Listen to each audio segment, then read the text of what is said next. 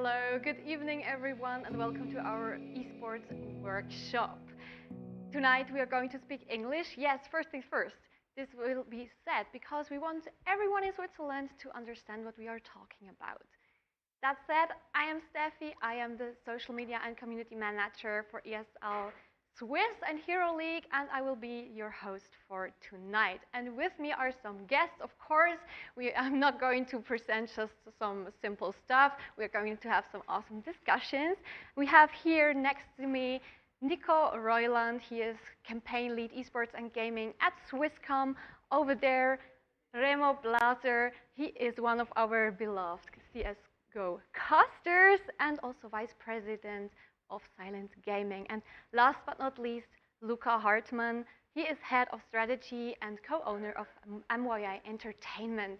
So please, guys, tell us something about you. Maybe what is your favorite game and why do you like esports? Well, I'm going to take the start then. Yeah, sure. First of all, thanks for having me. It's a blast. It's going to be a blast.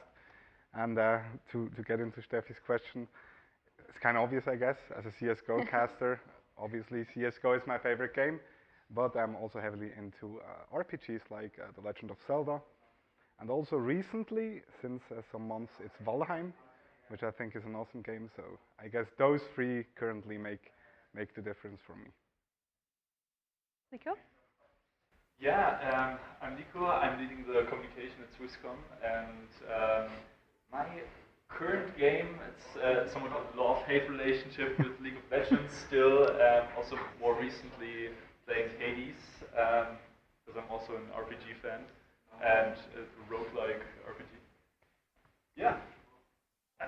Well, my favorite game is currently League of Legends as well, just like yours, Nico. Unfortunately, I'm not as good as you are. But besides that, I'm currently also playing, or replaying rather, Diablo 3 on the Nintendo Switch. Nice, awesome. Thank you very much. So now we have our super interesting guest here, but of course we also have some very nice topics.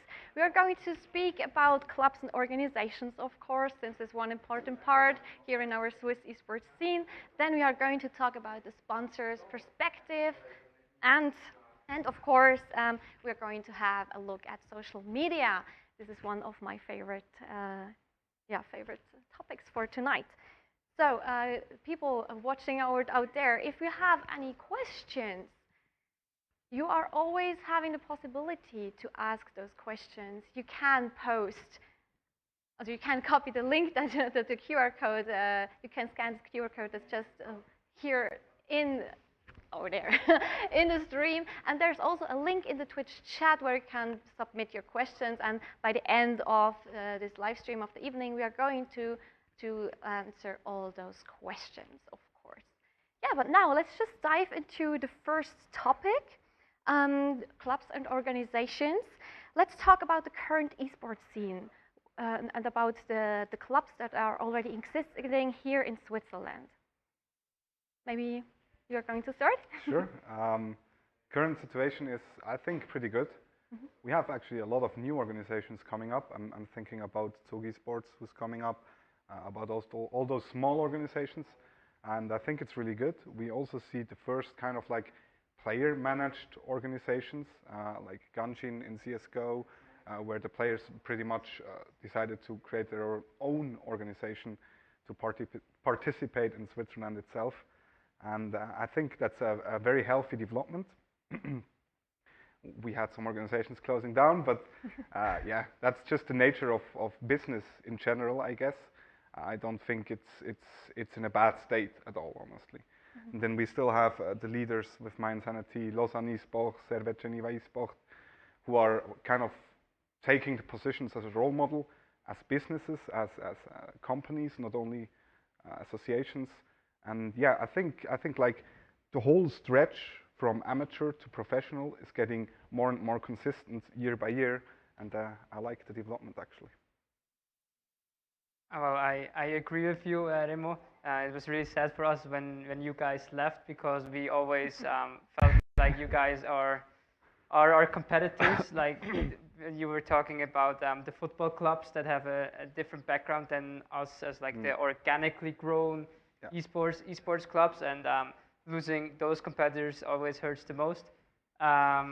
One other competitor that is a bit out of scope for us, I think currently, is Team BDS. They are sitting in Geneva. They are a Swiss organization. They have Swiss people running the organization, but not really Swiss players. So they are really like smashing it in France. And yeah, you said there are lots of new organizations, especially also player-managed organizations, which I think is really good.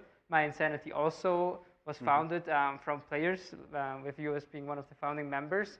But where I see a bit of a problem is those tier 2, tier 3 orgs, I call them, having a longevity. So if you look at orgs that come to mind, like Lostic, who were really successful last year, Scythe of Seraph, who are always around, they are still looking for income like outside of the owner's pockets, right? Yeah. So there I see the biggest opportunity, or like where we have to find ways to get better. Yeah. So they are still going to be around in the next couple of years. So you already talked a little bit about your own organizations, My Insanity and Silent Gaming. So could you talk a little bit more about those orgas? What was your experience, and why do we maybe know you at all? I mean, you're pretty known here in Switzerland, but why is that? Well, hopefully the viewers here know us from one side because we are successful in the Swisscom Hero League. For example, our player Senpai Rect has won all of the competitions in Clash Royale, like ever since the first season. So and he is one of our role models also besides the game. He is a really cool guy. So I look forward to having him also this year for sure with us, and hopefully also in the coming years. Besides that, we have My Insanity has been founded in 2009. Back in the day, Remo was one of the founding members, as I've already said, when we were active in Call of Duty. And then we swapped to StarCraft 2, where we had lots of success on the international stage with Korean players who won multiple 100,000s in prize money. And then the game before we refocused back on Switzerland, where we also had success, was Heroes of the Storm, where our last roster was acquired by Misfits Gaming.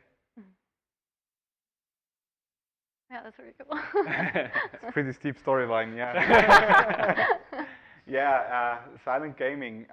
As you said, I've been a founder of My Insanity, and at some point left My Insanity for Silent Gaming. And back then, it felt like Silent Gaming and My Insanity were kind of the same level, success-wise. When it comes to like just the organization itself, My Insanity back then was in the process of creating a company out of it. While Silent Gaming still stood as an association and never really had the intention to be profitable, first of all, or a company itself, because it was basically done for the community, by the community, so to speak. And I guess we were still able to kind of give up a fight until the very end against the big organizations, which also was always kind of like our motivation to be the small guys who David versus Goliath we had to look for sponsors, we had to work on it besides our 100% shops. And yeah, at some point everyone grows older, at some point sponsors leave the stage at some point, and yeah, or roughly a year ago we decided to close it down, just basically because the lack of motivation, lack of time we could invest beside our jobs. Right now, all of our managers are also taking some kind of leadership in their own companies and jobs. So yeah, it kind of came down to this point. But as you said as well, I think it's not that bad because we have other growing organizations. If they kind of manage to close that gap that My Insanity had as well, between just staying in association and going full time, really investing all you have to it and try to do it. Yeah, that was pretty sad. I heard all the stories. I also saw your live stream and I was like, no, why is this happening? But now, Why do you think that esports organizations are so important for the scene and also for players? Well, they give first of all, they give a quite good a bit of professionalism. It's just like football. If you gather under one brand, it's way easier for you as a player, especially if you look at the perspective. Playing in esports is not only playing anymore. You need to be active, you need to be visible, and all those kind of things. And organizations really help the players to be visible, to be active. And then again, it's like a job relationship, right? Because the organization for you as a player is basically your job. So you're acquired by the company. If I'm a player of My Insanity, I'm basically acquired by My Insanity. And that's kind of like my job. And it just gives you a lot of securities as well as a player, because you probably have a fair bit of income every month, and you can focus on really playing the game, as the organization is taking all the jobs and the noise around just playing the game, like social media. They help you out with social media, tournament planning, going to events, hotels, travel, and all those things. And yeah, I think organizations are like the ground foundation for esports, really, just like associations are in football or hockey and stuff like that. You said a lot of things, and it's perfect. So I don't really have to talk that much. I think one thing that you talked about it, but didn't really mention is the tournament costs get covered. Yeah. So if you like lots of competitions in Switzerland are LAN competitions in normal times, and they cost entry. As you said, hotels, it's nicer to sleep in a hotel room rather than on the floor of a hall. So that is really nice. Sometimes you also get equipment like new peripherals. It can go to screens and all other stuff that you normally have to buy as a player to actually even compete. So this is where sponsors, for example, also come in. And yeah, I also think like joining an organization normally really has few downsides as a player, but you can really just focus on playing rather than caring about administration that is tedious. Yeah, I can totally agree with the both of you. Organizations really help professionalize the whole scene, and this is a time where sponsors, for example, Swisscom, come in, and being a professional organization is really the ground foundation for sponsorship. And I think we talk about this later. Yeah, on we'll definitely talk about that later in detail, of course. Thank you, Nico. So now, if when it comes to recruiting, what are organizations looking for in players? What should players bring to be able to join an organization? Well, definitely skill. Most of the teams they exist because they want to win. Because winning also gives you visibility, and visibility brings you sponsors, which is what we will talk about later. So obviously you have to be good, but also you have to be presentable. So if you're toxic in solo queue, maybe you will not get chances that other players will get that are just as good as you, or maybe even worse. Secondly, also like your social media game, having followers on Twitter that tune into competitions, tune into live streams from your organization. This will like be really valuable if it comes to contract negotiation. So when a team is already interested in you because you are a good player, maybe you, instead of just getting a small amount of money for your contract, you will get a way larger amount, because even though you are the same like good player as you would be otherwise, you bring way more value to the table to an organization. Yeah, I totally agree with you on that. I always have the prime example of Kepler, who was a Smash player at SILENTGAMING. He wrote us, it was a Twitter DM, but he wrote us like a wall of text. He attached a CV. Wow. He really did everything like he would apply for a job. And I think that just shows a lot about yourself and the passion you have and how much you want that position. You wouldn't, as I said, it's kind of like a company job contract between players and organizations. and you wouldn't apply for a Swisscom job with a Twitter DM being like, I want to work at Swisscom. So that's kind of the things players need to start to understand, that it's really not only about playing, but also, as you said, about being presentable, and also trying to gain more reach, to gain more people, to gain more fans and stuff like that. Because right now I think we're kind of at the stage where we can start building up fan bases that are outside of our friends, and I think players to really investigate in those kind of areas. So do you get a lot of messages from players that want to join you? Every day. Every day? Every day. You want to And talk you- about the you- Fortnite DMs? No, Oh my they've God. stopped a bit. Back like 2 years ago when we Yeah. did My Insanity sucht den Fortnite star. Yeah. We got a lot of them. Nowadays it's Rainbow Six, Yeah. because we play the GSA there. Yeah. So young Rainbow Six teams, or League of Legends because of the Pride League. Otherwise, also like often single player games as well. But I really agree with you when you said, well, the Kepler with the nice CV, it really makes a difference, because at those messages that are just one sentence long, you don't even really look at it anymore, because it's just you get flooded by those, and those that really stand out, you even have a higher chance that it even gets looked at, right? Yeah. So definitely agree. So which channel would you recommend for a player to apply to you? I think that the channel itself doesn't really matter. The message is more important. So we get messages through Discord, which can be fine. Twitter DMs can also be fine. Email can be fine. But even if it's just, if you're like, often you just get a hi.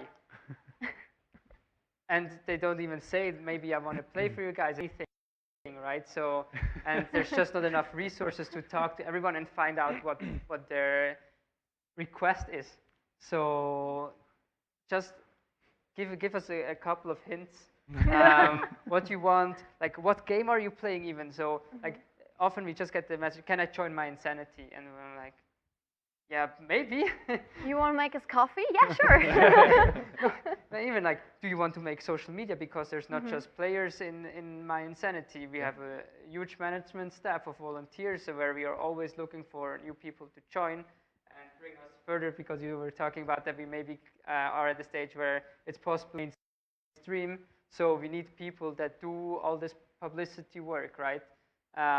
So I can really just double down on what you said.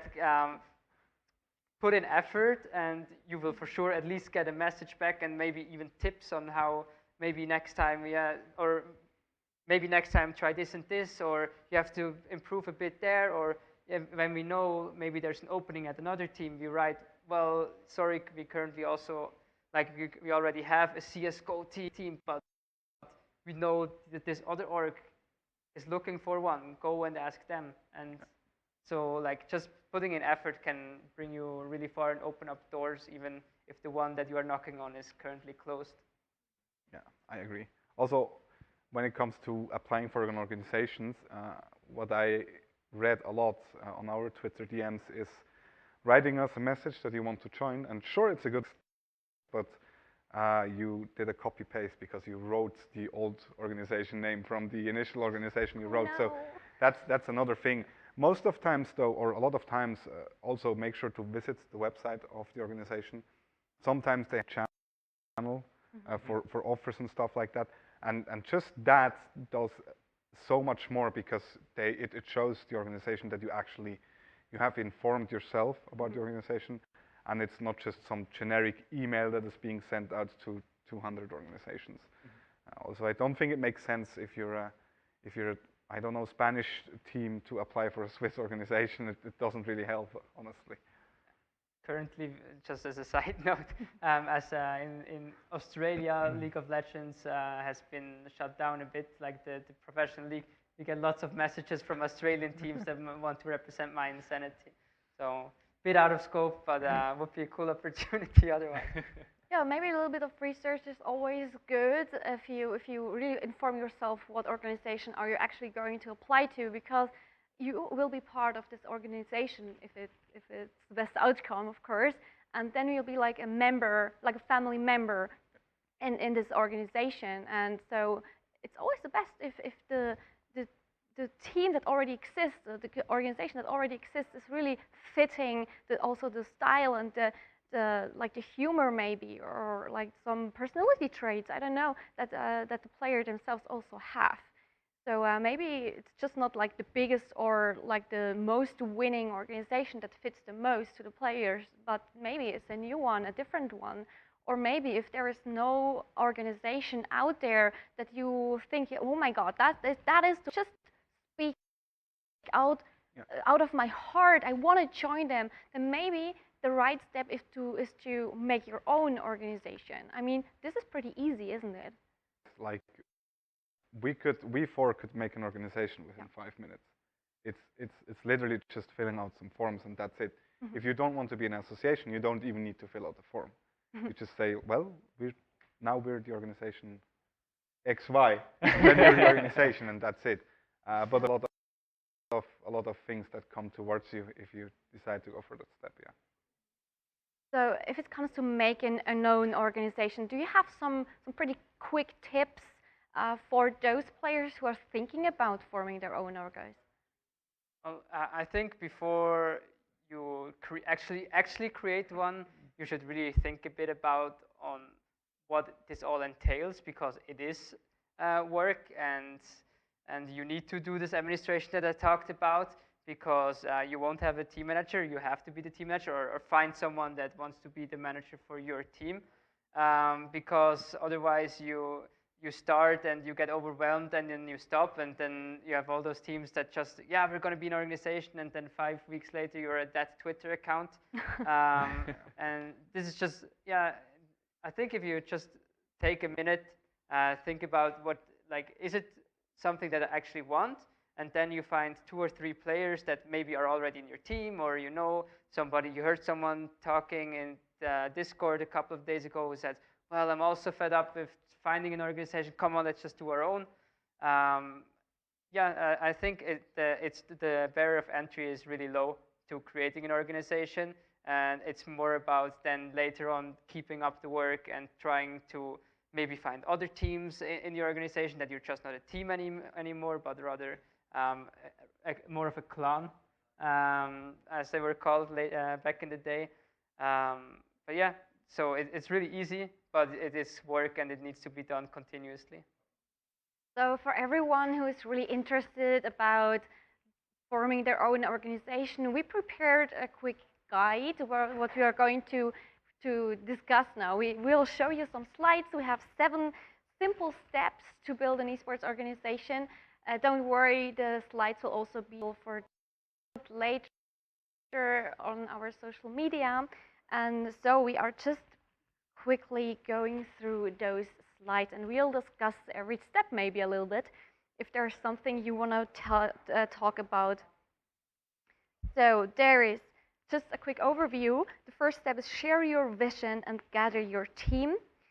Chart a strategy, think about finances early, define your identity, make it official, invest the time, and have fun. And so we are just going to dive into the first one, I think. This is don't be shy. Share your vision and gather your team with your friends and network to find others who are also willing to join you and contribute. So scout for players you'd like to involve and reach out to them. Do you want to just partner with local players or enlist a few imports? Keep in mind language and travel costs, but if you think someone's a great fit, don't hold back. Teamwork makes the dream work. What do you guys think about that one?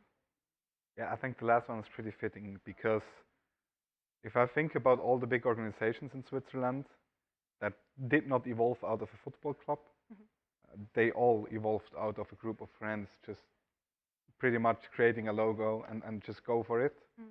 That in mind, though, just remember that at some point this might be a business, and don't let like your friendship get into like, don't interfere with your friendship. Like one important thing, which I experienced as well. Other than that, yeah, it's just like if you have a vision, if you all have the same idea, then just go for it. Like, what's holding you back, really? Yeah. Yeah, I can only agree. I think the first point is already what we also talked a little bit about. Yeah, sure. Just go for it. As Remo said, it's really simple. Find someone who does a logo for you and try it out. Yeah, and maybe if you have a team, so find some teammates. I mean, if you want to play League of Legends, you have to be 5 people. So, yeah, find some teammates and then just do it. Yeah. Let's do it. So then let's quickly go into the next step.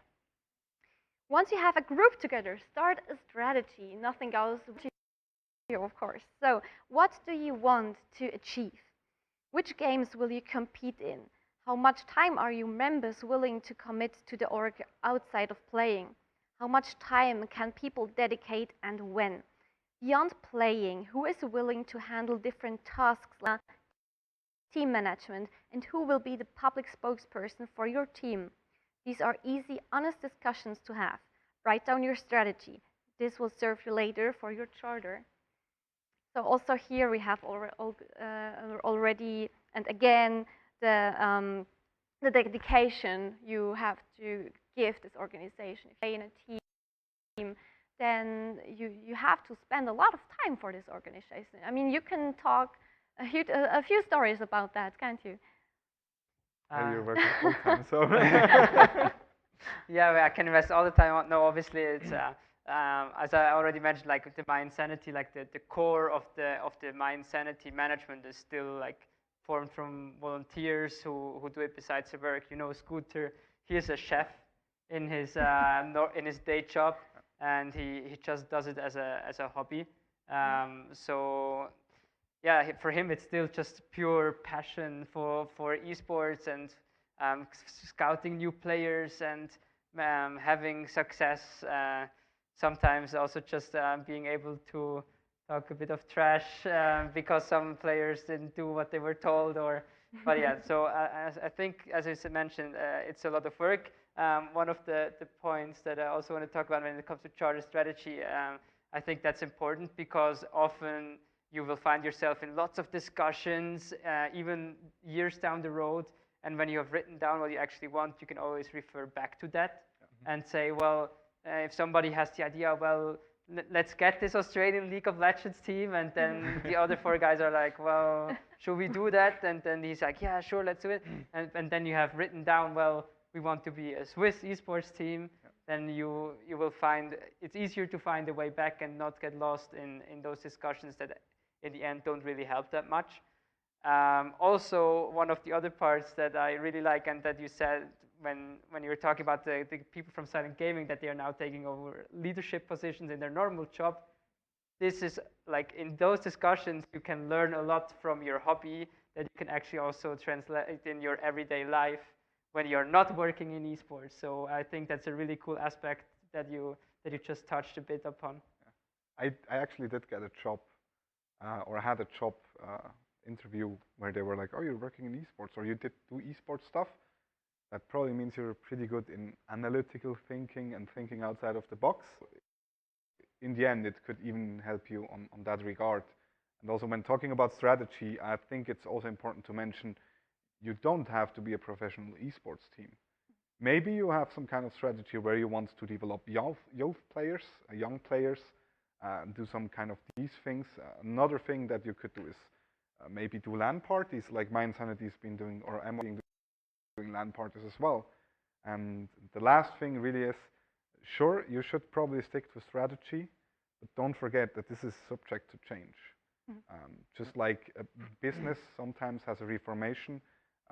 If you look, you said it already, My Insanity has been international, Switzerland, international, focusing on Switzerland, and it's working out perfectly. So craft a strategy, stick to it for an amount of time. If it's not working out, then sit together again. There's no need to really stick to that one if it's not working out. I mean, also in Switzerland, it's quite impossible to work for esports full time. So you always have to work in the first place, and esports will be a hobby. And this is just like something you really have to dedicate your time to. But maybe you can also combine it. You can learn something from it. You can, yeah, as you said already, also you can maybe integrate your skills in your work life. So that's really, really cool, actually. And also, you don't always have to be a player. I mean, you could also be a coach or an analyst, or you can work as something else in the esports scene. But of course, being a player is the coolest one, I guess. But Luca, you are now working full time, right? Yes, I am working full time, but Lucky most you. of my time I don't get to spend on my insanity, even though it's one of the projects that we do that is closest to my heart. We do lots of projects for bigger clients where we do tournaments for them, or we do things that are not directly esports but rather gaming. We do the Hero Fest, so like if I were only to do my insanity, it wouldn't be a full-time job still. It would still be a hobby. I can dedicate a bit more amount of time. I can dedicate the time when I wanted to, because it's like my chance to say, well, sorry guys, I can't make this meeting because I have to do something for my insanity, which is really nice, because some of the, like one of the more important things where the guys decided that I wanted to become a job is when you take sponsor meetings. Those sponsors, for most of them, it is their full-time job, and they don't want to work in the evening or on the weekends, when it's like this is the time where you will spend most of the time on your organization, so you will have to wait to work around it, right? And for me, that's easier because it's in the scope of my full-time job. Yes. Yeah, I remember that one. We've been taking day offs at our job to go to sponsor meetings on the other end of Switzerland and stuff like that. So yeah, that one really helps, and also just generally being more active in esports obviously also kind of gives you that network you need to have, because you're able to talk to people at various events and stuff like that, because it's of time to invest in. And that kind of to get some kind of network is really important, actually, because if you talk to a spokesman from a company, it might not work out at this point, but it might work out for years. And there's been a lot of examples for that one. So yeah, I guess just try to stick to it, ride the wave we have right now, and it will probably at some point there's a chance for you to take. And you will always get experience. I mean, yes, if it doesn't work out the first time, you will learn from this experience and take some hints for the next time. Awesome. So then let's go to the next step. Step 3, start thinking about finances early.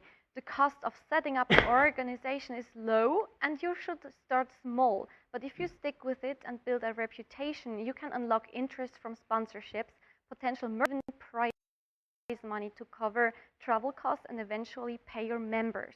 Make a preliminary budget as guide. We are going to speak about sponsorship perspectives later, but this will be a very own blog for tonight. But how important was like the financial part for you guys? It was not only, it is still really important, especially I think once you want to make that step towards the top tier,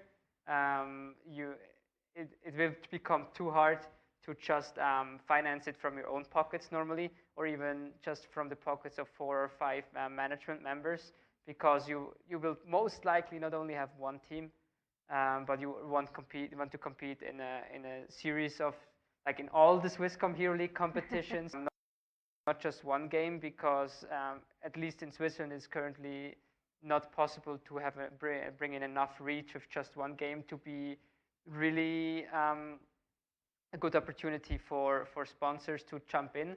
So if you want to make that step, you will need outside financing, be it from an investor, which is not currently that big of an opportunity in Switzerland, but it is very common in Europe and all over the world for the big teams.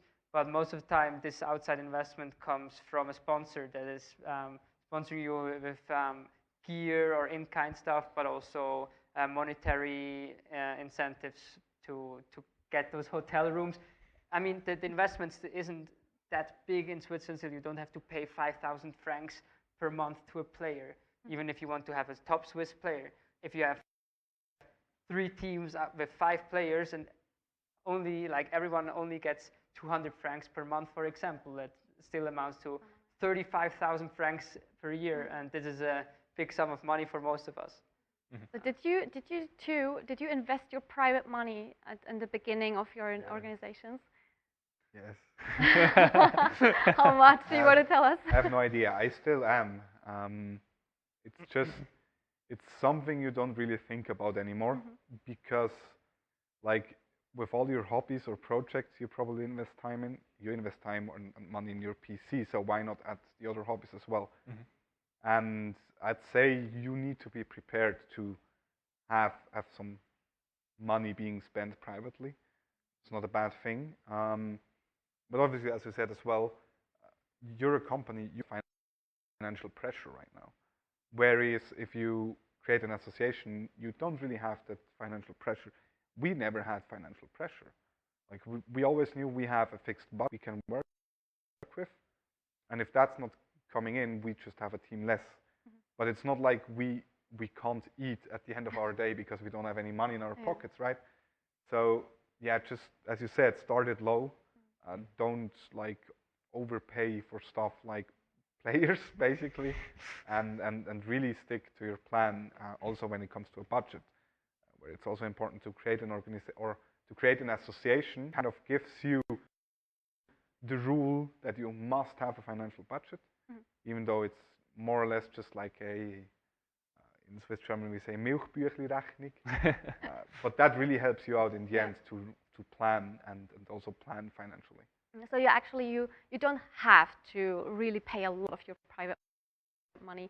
No, that kind of is your choice, I think. Yeah. So, but you can also start if you don't want to do that. Yeah. Perfect. I recommend that as well because the top organizations in Switzerland, they've been doing this for years and they have experience. They know what a player can be worth.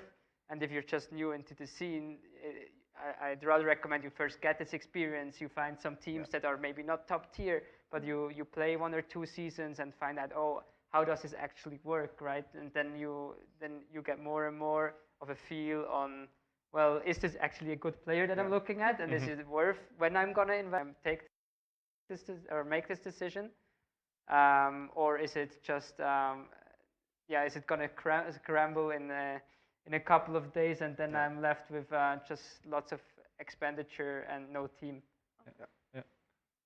Okay, thank so you very small, much. As you said. Yeah, definitely start small always. But let's jump into the next step. Step 4, define your identity. Decide on a team name, logo, social media account, and maybe even a website. Decide on the content you want to create. Will you stream your training, share memes, engage on Twitter? Content is important and will help you build a fan base in the long term, which is a key factor in eventually monetizing your efforts. Creating content is maybe one of the most important things for an esports organization. It's because this is what brings an organization like the real value. I mean, to have a good skilled team is always nice to have. It's nice to win some tournaments. But actually, the content creator thing is underestimated a lot, I guess. Yeah, I think so as well. Especially when it comes to kind of like branding. I don't see a lot of organizations really having kind of like an identity where you're like, if you read something in that mood, you instantly think about the brand. We always try to kind of be like the bad guys within the scene, and people knew us as the bad guys in the scene, and so yeah, that image, even though at first it might look maybe, it's actually giving you an identity, and you can build upon that identity. So we could, for example, do some kind of banter with other organizations, and no one would criticize us because we're the bad guys, right? So we can do that, and just like that, you can attract a lot of people with the same mindset. The bad guy thing, it's kind of strange there, but if you have an identity, you can attract fans and people with the same mind, and also players. And I think that's lacking a lot, actually. Yeah, I agree with the identity one. We try to be more of the good guys, the pristine ones. Still funny, we tried to be funny, but yeah, you were kind of the counterpart, like maybe the G2 to our Fnatic or something like that. Kind of like that. But yeah, the content is besides players, it's the second most important that you can have, and it also it accumulates. Like having a good team and winning championships, it can go away really fast.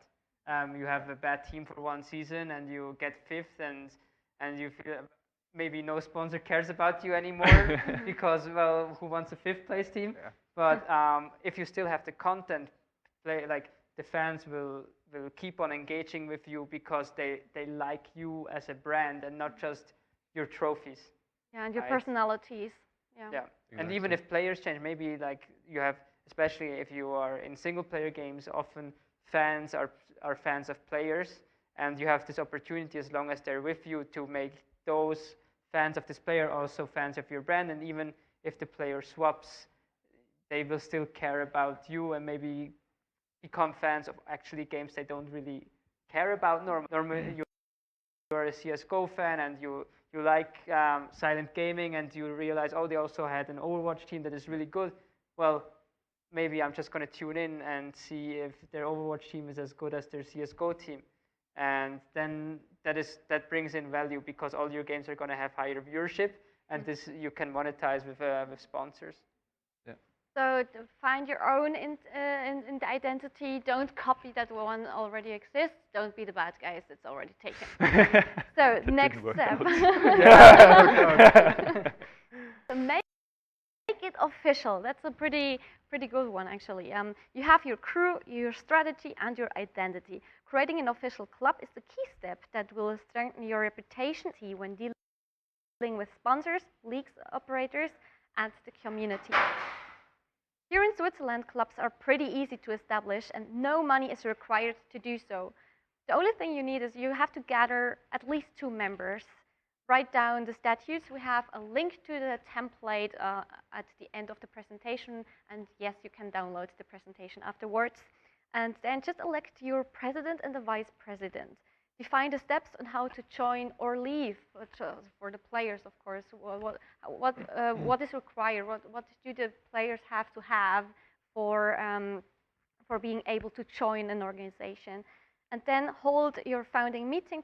Participants' agenda and decisions need to be recorded and signed at the end. And if you have a website, make your statutes visible on it or hand them out whenever needed. So yeah, make it official. How important is it to have an official organization here in Switzerland? It's kind of important when you go to a company and talk with a company. Because most of the companies, also for legal reasons, obviously, they don't work with private persons when it comes to sponsoring money and stuff like that. I, as a private guy, wouldn't want to sponsor and send money to a private bank account, because that just feels a little bit strange. That's the first thing. Secondly, it's if you talk with an official association, you kind of have that security. Even though the person you spoke to leaves, that organization still exists. So it's its own personality, so to speak, you talk to with and you interact with. So it's very important, and actually very easy to set up and 0 risk, really. So you should probably do that. And I mean, it's no work at all. As we already heard now, it's just like you have to have 2 people, have a meeting, have some statutes. That's it. So. And there are templates for literally all kind of association statutes on like the official federation websites and stuff like that. So yeah, you can take those. Or you could probably also write us, My Insanity. They would probably happily give out an example of their statutes. Probably. Do you still know what you wrote in your statutes when you began? Yes, I think so. I think I even remember some parts of the My Insanity statutes as well back then. So, but that's because they're very generic everywhere, really. Because the only real thing that changes is what your association does. Other than that, it's. If you guys are really interested in that point, reach out to him. He will give you the statutes or a copy or anything. So let's just go to the next step, because we are having a little bit of a time issue here. So step step 6 it is. Invest the time. This is your passion, so feed it. You'll need to work out practice time, tournament participation plans, travel, and create content. Here we go again. But this is all part of the adventure. Recommendation, make an achievable calendar to schedule your posts and content, then stick to it. Example, every Tuesday, stream a training game. Every Thursday, a social media post. And engage with league providers on game days via Twitter. So yeah, this step and also the next one are more the next step because they are quite similar. Have fun, but not too much. Remember that, not too much. Everyone has to start somewhere. You've pulled together a great group, defined a path forward, and committed a relation. Now it's time to sign up for tournaments, engage with communities online, and grow your team's brand reputation. And here it is, I think, all about the commitment. When it goes to step 6 and 7, it's all about the commitment. I mean, you are a family. If you're joining an organization, you're going to be a family. You're spending a lot of time together. I think from my side, there's just really one thing. You need to have a lot of love for esports to do that one. And please don't expect this to give you any profit within the foreseeable future if you're not getting lucky and finding a big investor real quick. So you need to put in a lot of passion and love. Yeah. And that's why you need to have a lot of fun, because otherwise at some point you don't want to do it don't give anymore. up only because after 1 month it does not work out the way you want to. Don't. Never give up. You have to stick to your plans and your ideas and your wishes and dreams.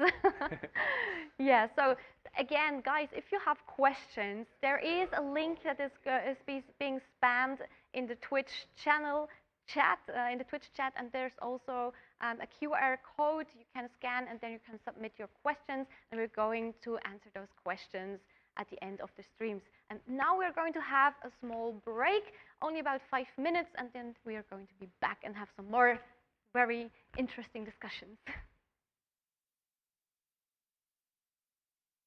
Hold up your sign though, they ain't count on that. They ain't count on that. They ain't count on that. Show what you gon' do. They don't want all that. They don't want all that. That sounds like a pop song. Take a dive before you die, y'all. It's the only way to live. You can't be without it, baby. Yeah, I know. Yeah, I know. Yeah. Try before you sign off. Shit can kill the sick. Real stuff. It's the only way to live. Fancy cars and the smiles of the ocean. Purple sky, let that night come with peace. Anywhere you wanna be. Anywhere you wanna be. Yeah, yeah. Hold up your sign, though. They ain't count on that. They ain't count on that. They ain't count on that. Show what you gon' do. They don't want all that. They don't want all that. They don't want all that.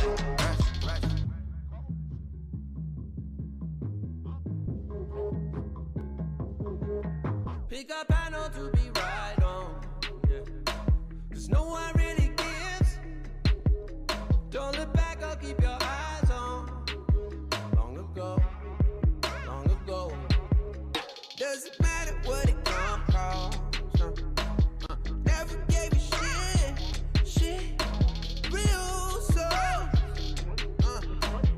Let it take a hit. Hey. Who's getting high on emotion? Look around. People fight all their life for some peace. Yeah. Look around. Fancy cars and the smiles of the ocean. Purple sky, let that night come with peace. Anywhere you wanna be. Anywhere you wanna be. Yeah. Hold up your sign, though. They ain't count on that. They ain't count on that.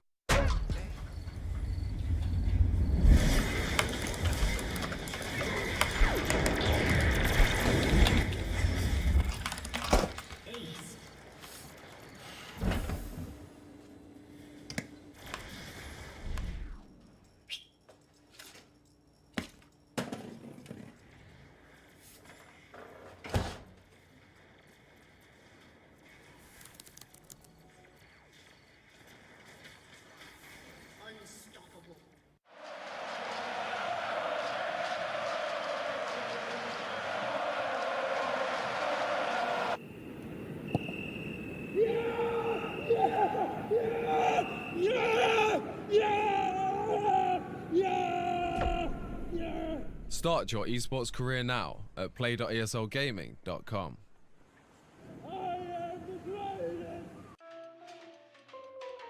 Sie sind am Zug. Wechseln Sie jetzt Ihr Internet zu Swisscom und wir schenken Ihnen ein Jahr lang das beliebteste TV der Schweiz und Netflix. Aber nur bis am 5. April.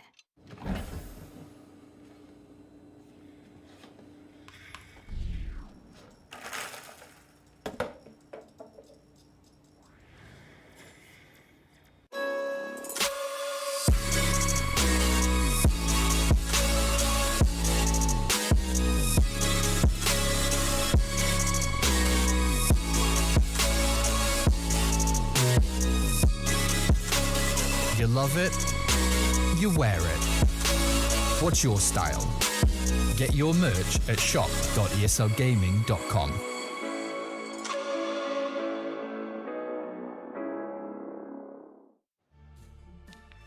Psst. Rejoignez maintenant Swisscom pour votre accès Internet. Et nous vous offrons pendant toute une année la TV préférée de Suisse et Netflix. Mais seulement jusqu'au 5 avril. You ready? Huh? Hey, he's a good boy, huh? You ready? Huh?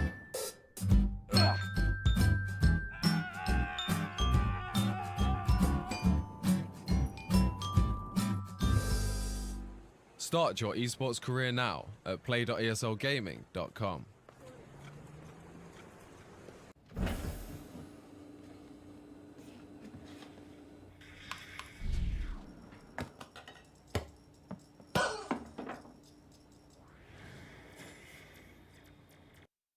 Welcome back to our esports workshop, and we are going to talk about another very interesting topic in the next few minutes about the sponsor perspectives. And for that we have Nico with us. He's from Swisscom and he's going to talk about Hero League and other endeavors. And now Nico, why are esports so important for Swisscom? Well, esports are important because for the first part, the target demographic is very interesting for us. It's a young tech affinity target group.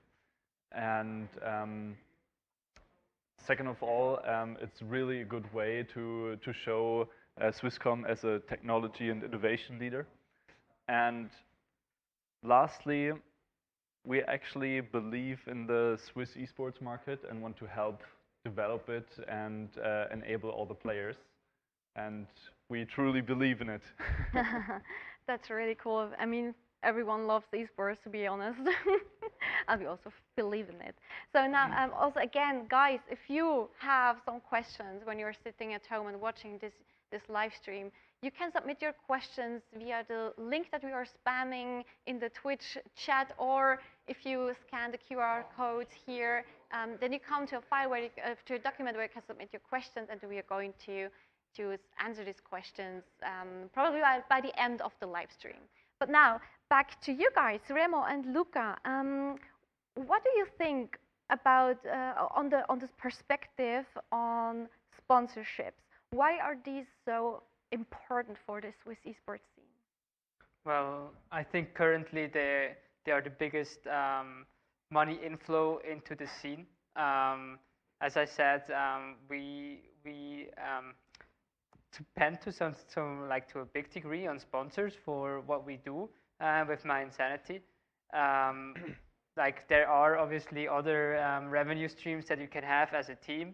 In the Swiss market, there can be prize money, which, as we know, most of the time they still go to the players fully. So they sound nice, and you could put them on your sponsorship decks, but in the end, they won't really be in your pocket as an organization.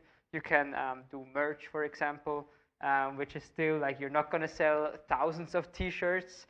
So sponsors are really like the blood of the esports. Yeah, I agree to that one. And also, what also like kind of gets forgotten is the fact that if you have a big player entering the scene from really any kind of market, other go along with them. So if you have someone from the food market coming into the scene, other brands and companies from that market might think, well, that might be a good idea, and they kind of try to own and stuff like that. So it's really important to also think outside of the box. Like, it doesn't need to be an IT provider. It doesn't need to be a technology company in the end.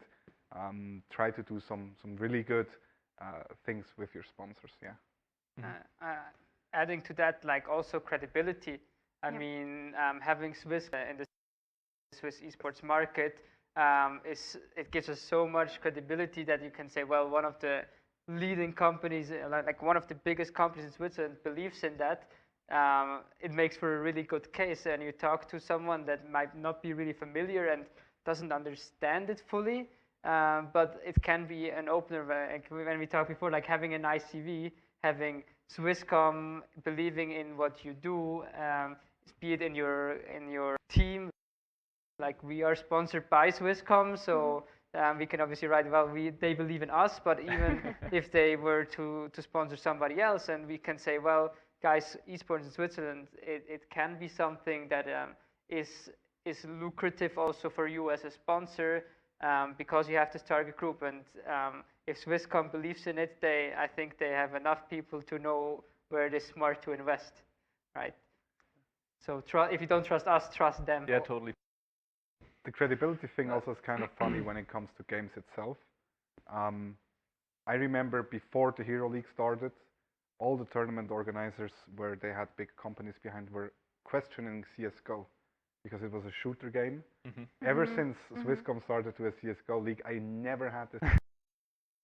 So it also gives you credibility. Yeah, thank you very much. That just shows how credible a company can make anything really, especially in a small scene like the Swiss esports scene. So how old was your organization when you first received like an invitation, or you first had your first sponsor? Do you remember? I think you can say it a bit better for mine. Yeah. We had the really first sponsor, but I know that, for example, our partnership with Red Bull started in 2014 with a case of Red Bull. Like, the first part of the partnership was like, we got 24 Red Bull, and now they are still with us. All our athletes are Red Bull athletes, and they can go to cool events with famous sports athletes and free skiers and so on. So I think that they were one of the first together with Logitech around 2014 and 15. Do you remember? I think around 2010. Already? With Drink Energy, it was back then at My Insanity.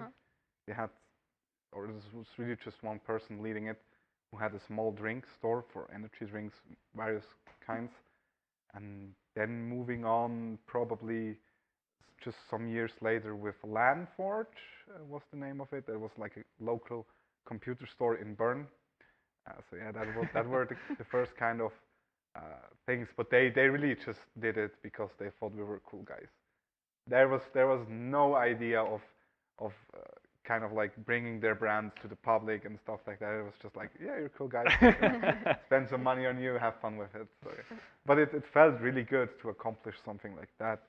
And actually, we were probably more proud of having the sponsors on our shirts than the sponsor about his logo on our shirts. So, yeah. Back then, it was really just kind of like bragging about, hey, we got a sponsor. Yes, but there you really see it goes both ways. So you have the monetization that goes one way, but also the brand reputation that you are proud of in a way. Definitely. Yeah. Nice. So you don't really remember how long your organizations already existed until you had your first sponsor? Well, we were founded in 2009, and you said the first one was in 1 year later. It was probably a year later, yeah. Okay. A honestly, year, one and a half. I have no idea. I calculated 2010 out of him saying My Insanity was founded in 2009 at the beginning of the talk. So yeah, it's hard to remember actually. Yeah. But do you think it is essential to have a sponsor here in Switzerland? for an organization? It is not essential, especially in the first years. We talked about that you don't need to pay salaries if you're just like a couple of guys or a team of guys and girls that want to have an organization, and you're all willing to invest 100 francs per month. So then you don't need a sponsor for a long time. You can just do it yourself. But I think in the long term, it just helps you. I think when you said you were really proud that this is still the case for us nowadays, when we know we get to, like when we do an announcement video, when we get a new sponsor, like we are the happiest kind of guys, and we just want to do it so well because we know they believe in us, and it's so cool. I just think it can be a motivation booster as well, especially when you're looking for sponsorships and you actually manage to get one.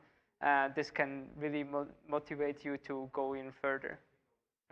Okay, so but now from a sponsor perspective, what do you say does a player, a team, an organization, whatever, has to bring along if they want to attract sponsors? Yeah, I actually brought one slide here. You can have a look at it. It is 3 important points that I can really recommend looking for a sponsor. The one thing is being professional, is really being organized and trustworthy, is the ground foundation for good partnership. Then the second thing, a good social media presence. It's probably the first thing that a sponsor is looking into when you're approaching him. And the second thing is added value.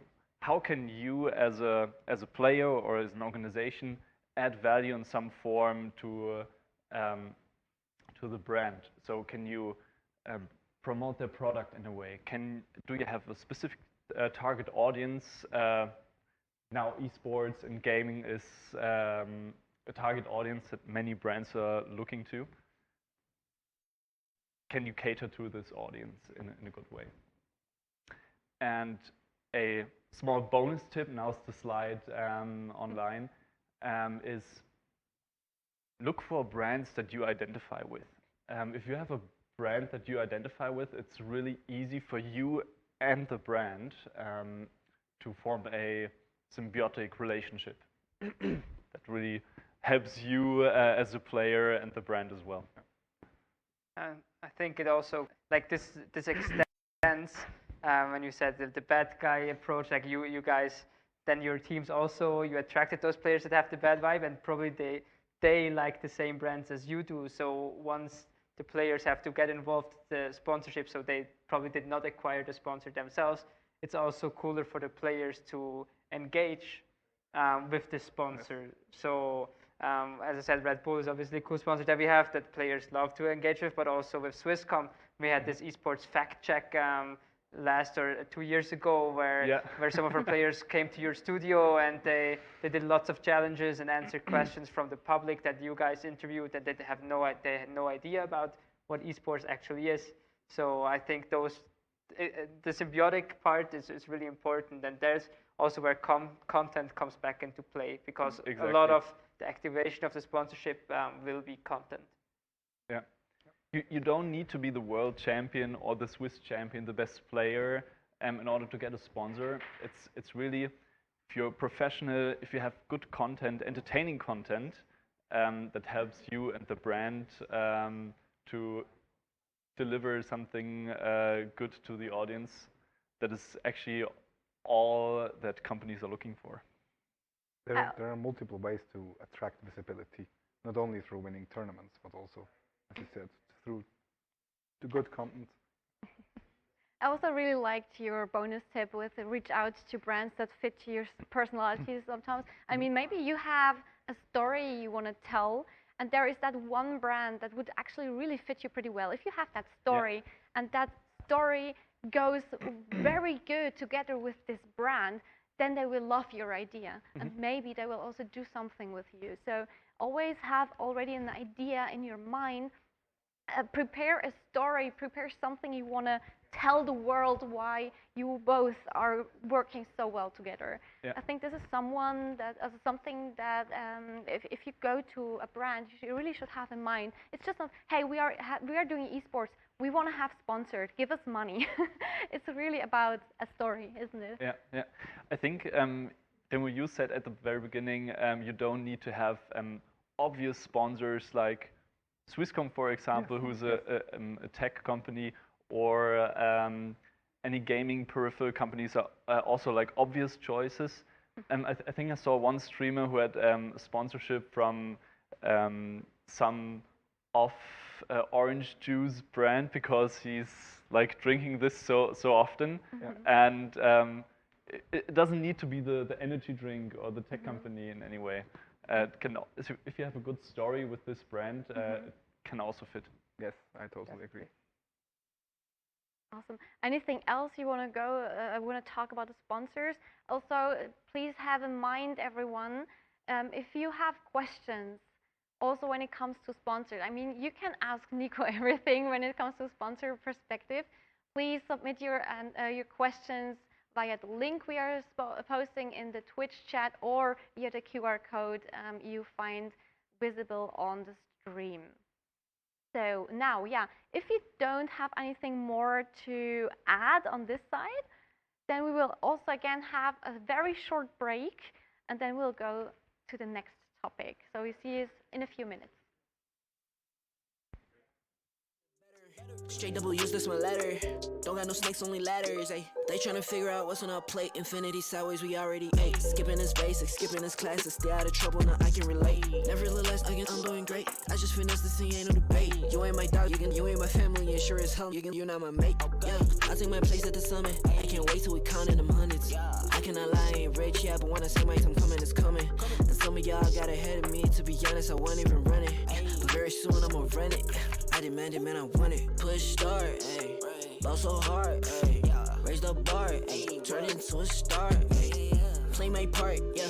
I aim too far. I do it big. I keep it large, okay. Live it up. This is fake, better give it up. Young, but I feel like I've seen enough. Numbers going up, better keep it up. Ain't slowing down, better live it up. About too hard, ayy. What about too hard, ayy? What about too hard, ayy? About too hard, ayy. They not gon' like this, don't like surprises. I cause a crisis, man, I'm a scientist. With the music I spice things, up to my liking. Man, I want nice things, nice things. This not an AK, it's a Uzi. I pull up and shoot it to movie. I'm chasing the bag, not a coochie. Cut ties with the fake, now it's Gucci. Word of my nigga from the 021. You count 6 shots and I count 2 guns. Some people still think I rap just for fun, but soon they look up to me just like the sun. Yeah, you can come over here. Swear it's like no career. Swear you got no idea. Soon you have no career. Take a good look in the mirror. They need to know that I'm here. Don't you act like it ain't clear. Yeah. Push start, ayy. Ball so hard, ayy. Raise the bar, ayy. Turn into a star, ayy. Play my part, yeah. I aim too far. I do it big. I keep it large, okay. Live it up. This is fake, better give it up. Young, but I feel like I've seen enough. Numbers going up, better keep it up. Ain't slowing down, better live it up. About too hard, ayy. What about too hard, ayy? What about too hard, ayy? About too hard.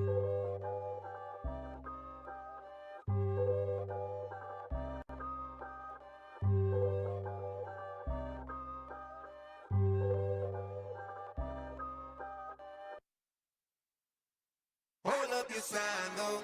They ain't count on that. They ain't count on that. They ain't count on that. Show what you gon' do. They don't want all that. They don't want all that. That sounds like a pop song. Take a dive before you die, y'all. It's the only way to live. You can't be without it, baby. Yeah, I know. Yeah, I know. Yeah. Try before you sign off. Shit can kill the sick. Real stuff.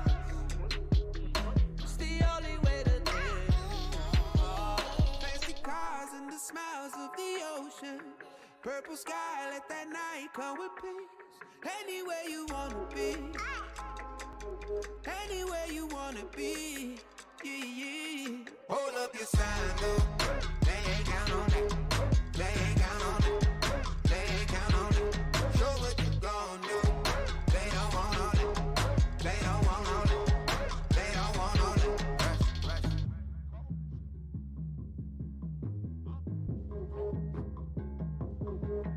Pick up panel to be right on. Yeah. 'Cause no one really gives. Don't look back, I'll keep your eyes on. Long ago, long ago. Doesn't matter what it gon' cost. Never gave a shit. Real soul. Let it take a hit. Hey. Who's getting high on emotion? Look around, look around. People fight all their life for some peace. Yeah. Look around, look around. Fancy cars and the smiles of the ocean.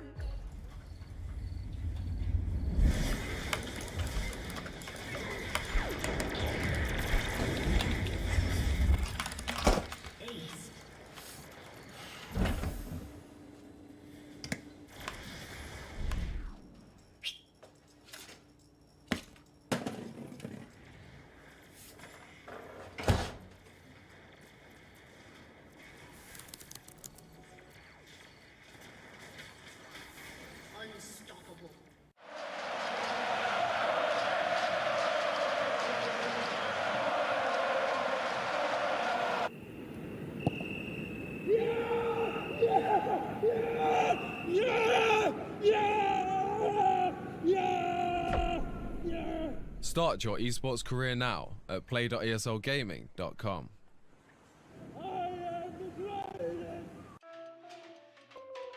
Sie sind am Zug. Wechseln Sie jetzt Ihr Internet zu Swisscom und wir schenken Ihnen ein Jahr lang das beliebteste TV der Schweiz und Netflix. Aber nur bis am 5. April.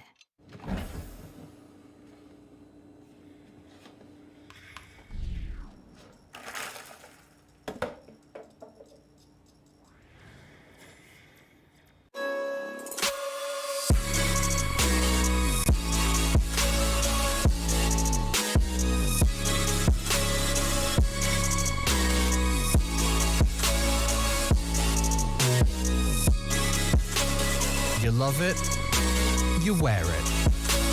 What's your style? Get your merch at shop.eslgaming.com.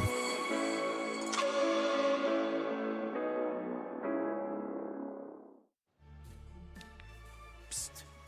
Rejoignez maintenant Swisscom pour votre accès Internet et nous vous offrons pendant toute une année la TV préférée de Suisse et Netflix.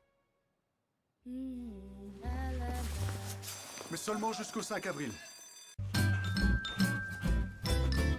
You ready? Huh? Hey, he's a good boy, huh? You ready? Huh?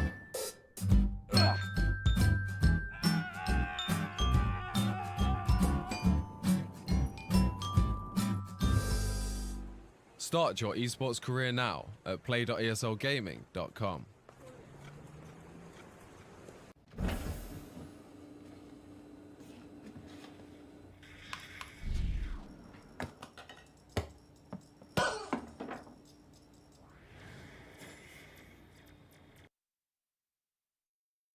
Welcome back, everyone, to our esports workshop. Next topic is one very near and dear to me. It's social media.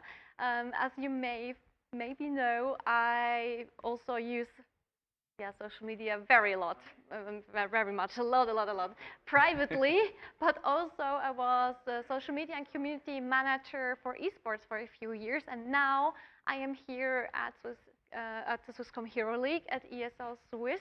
So this is my favorite topic that we have tonight, but unfortunately this is also the last topic we are having here.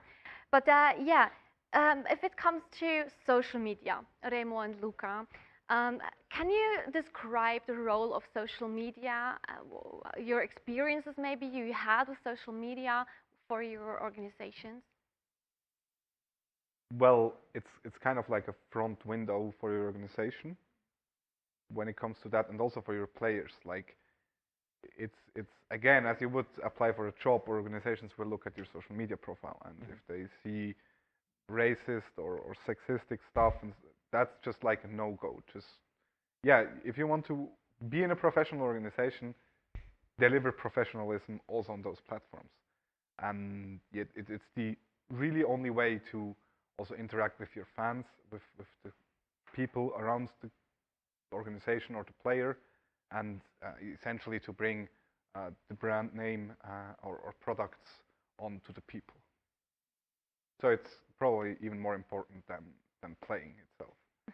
Yeah, Producing I content. also think it's the bread and butter, because you are an entertainment company basically as an esports organization. So and social media is where you show what you are and what your players are, and also you winning, you show it on your social media, because otherwise nobody would really care that you won something or nobody knows about it. So I think social media plays a crucial role for every esports organization, also traditional soccer clubs, because also we don't really have the mainstream media. So we have to look for ourselves that the people know what we do. And yeah, I think without social media, you basically will never find a way outside of the really core community. Yeah, and there's not really much to add here, I think, other than that it's really, really, really, really important. As a sponsor, what do you expect from teams or players or organizations you sponsor to do? As, for example, yeah, Twitter, an amount of Twitter posts or Instagram pictures or streams or YouTube videos. What do you expect from them? Well, there are some ground rules, but what you already said is if there are any commentaries in a way of racism or any way, this is of course a no-go. Then some form of frequency. I think if you should at least post like twice a week to be relevant and on top of mind, I assume. And yeah, if it's just fun and engaging, it doesn't need, like for a company, it doesn't need to be product or company brand placing all over the place, because a company investing into esports and gaming, and I think the brands that do, they realize they don't want in-your-face branding in a way. They want to be authentic, and I think if you have that in mind, this is very important. Maybe, Remo, you can tell us a little bit more about Silent Gaming. You talked already about it a little bit, but also you had this huge live stream a few months ago. I think it was last summer, about June or July. Yeah, somewhere around that. Yeah. Yeah, where you disbanded all your teams, and you already talked also. You also talked a bit about the content that you actually would have wanted to be produced, but was not there. Maybe you can tell us a little bit your story, so that others don't make like the same mistake. Yeah, the thing is, it's actually a lot of work. When it comes to social media, there's two ways of going that way. It's quantity or quality. As you said, it's either engaging, you get, let's say, an amount of 100 engagements per post, or you make 10 posts with 10 engagements. And if you want to do quality content, that takes a lot of time. You might need professional equipment to do it. You need to maybe go somewhere with the players and do something with the players. And for us, that wasn't really possible to do, besides our working jobs. And we also just didn't really have the people to do it voluntarily. Those were really the biggest problems. And then, of course, we also had a lot of players, or not, actually not a lot, that's not true. We had some players that refused to do it, who just didn't want to do it. And then you kind of fall short in that hand. And as we said, it is so important, you cannot fall short. If you fall short with it, then you just go out of the people's mind, and people forget about you, which means they forget about the sponsors and stuff like that. And yeah, that kind of was neck breaking as well, and also kind of took the motivation out of us doing this if your players don't really want to be that engaging. So yeah, that was one thing as well. Yeah. But so of course also you cannot force your players to do something. No, they of have course to not. do it by themselves. Yes, and that's important as well because otherwise it's not authentic. I don't want to write a text for a player and he posts it on Twitter. That's just everyone sees it immediately. You realize it because your own words, your own language is way more important than just, as you said, face-to-face branding. So yeah, you kind of need to be on your mind as well that if you want to be a professional player, that's part of the job. Just like if you need to write down the hours on another job, that's part of the job. Just do it if you want to be at that level. You do also some kind of content. Maybe you can introduce a little bit about all the stuff that you are doing at Mindsanity. Yeah, obviously there are different layers between the quantity and the quality. So we focus on that we post about every single game where our players are participating. So this is like the core of the communication that we do. So our fans know when our players are playing, where they are playing, so where can I watch them, and then we post the results of those. And on top of that comes the content that we think has to be quality, right? It's the videos that take time. We are also we are overhauling our content strategy at the moment, so we want to work with some key players that we think there can be a good face for our organization, and invest more time into them as well for helping them to create content on their own platforms as well as ours, and build up personalities. Because as you said, not all the players want to do the content, and we are also, I think if you're in a really big organization, you can force the players because they live in your, they work in your office, you give them a living wage, whereas in Switzerland, we're talking about a hobby, and if you don't want to do something in your hobby, you just say, I don't do it. And so we know that we cannot build the perfect rosters with 5 players currently that also are 5 personality stars, right? And so we want to pick some and build our brand around those. And obviously it would be best to have all the players doing content regularly. But this is not really realistic, as you also mentioned. So we are looking for special people that are also willing. We don't force them to, but they also see their opportunity to make something bigger out of their esports career than just a hobby. Yeah. If you were starting your own organization, would you rather recommend to do it on your own name or in your organization's name? If you're starting social media? Probably both, really. That would be best personally, because I'm not the kind of person that likes, I like doing social media, I like creating memes and so on, but personally I don't feel like a lot of people care about what I have to say, so I rather invest the time into my insanity memes than creating my own. But obviously it would be way better if you do both, because if you yourself if you're not a player, if you're a manager and become famous, that fame can also benefit your organization, right? Yeah, I think G2 is probably one of the biggest examples. Yeah, with Carlos. It is also something I wanted to ask you.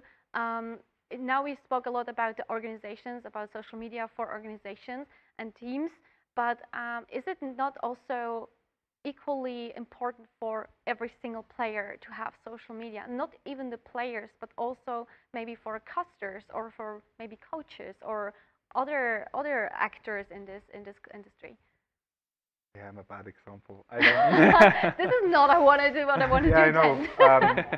Yeah, obviously it's very important because what I realized when I started with casting is that I'm essentially my own brand, so to speak. So I need to make people and potentially customers for me, which for example is Swisscom, is aware of myself. And on the other hand, I can obviously also maybe bring some fans or followers from my side onto the stream where I'm with the brand or the tournament. So it's very important in those regards as well, obviously, yeah.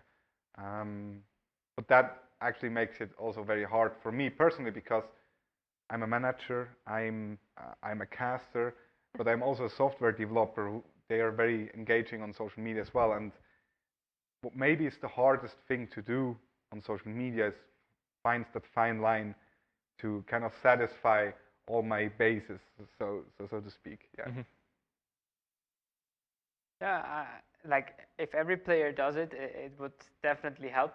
The more you hear about esports, the better the whole ecosystem gets. So yes, like I encourage every single person, every manager, every player to be active, but also it's just being active and just retweeting stuff is also not the best part. So like you should think for yourself, what do you find interesting, and try to recreate that. You don't have to write about your personal life every single day if you're not comfortable with that, but maybe you're comfortable with sharing tips about your game. Maybe you see the new League of Legends patch notes and you think, well, that is a change that is really gonna affect my main character or main champion, and I think the world would benefit if I tell them, because I'm a really good player, I can tell them, well, you should play that now in solo queue, because the Q buff is really OP. So you don't have to share personal things if you don't like to. I think it's something that fans can really connect. But if like you can start with something small, and then if you feel comfortable, try something new. And then if you don't like, if that doesn't work for you, go a bit back and try out different things. But just try, and not just say, well, this is not for me, I'm never gonna do it, don't ask me again. I think that's really good advice. Yeah, it definitely is, yeah. Also, when it comes to social media and content creation, we just have to think about all the big esports organizations, international organizations. They hire content creators, they hire streamers, because with them they have more reach. So this is maybe a perspective what makes it interesting for everyone, a little bit more interesting for everyone, to really start streaming maybe some of the training games. I mean, if you maybe also if you once change your team, this is always possible. Once you play in team X and some weeks or months later you play in team Y. So when you are changing the teams, you want to take your followers with you. You want to bring them in the new team, and you don't want to leave them with your old team. So this is maybe something why to have also a personal brand, to have a personal social media accounts is so important. So yeah, we all agree that social media and content creation is important. So I prepared a slide with a few, with a small overview. Maybe also it's more or less already what we discussed about. So let's just quickly have a look at the slide. So yes, of course, the first thing, it keeps you visible, not even as an organization or a team, but also as the player. You are visible, and nowadays, when you're not visible, you barely exist. You have to make your own online presence. So this is really important. So you are visible to the community and to your fans. And as an athlete, you get visible to organizations. They get attracted by, they see you, and you will be attracted to organizations. And also the other way around, if you're in a visible organization, maybe some athletes, some really good athletes, want to join you. So it's from both sides. It's very important to be visible, and also, yeah, to check out the others, what they do maybe. And yeah, maybe you can have a really good relationship one day. So yeah, and of course, possible future sponsors. I mean, as we heard from Nico, it's really important for sponsors that you as a player, a team, an organization, whatever, that you have a good and maybe also a clean online presence. No racism, no sexism, of course, and stuff. And just be visible, be present. And of course, this is somehow the only possibility how you can really communicate with your fans. I mean, this is an online job.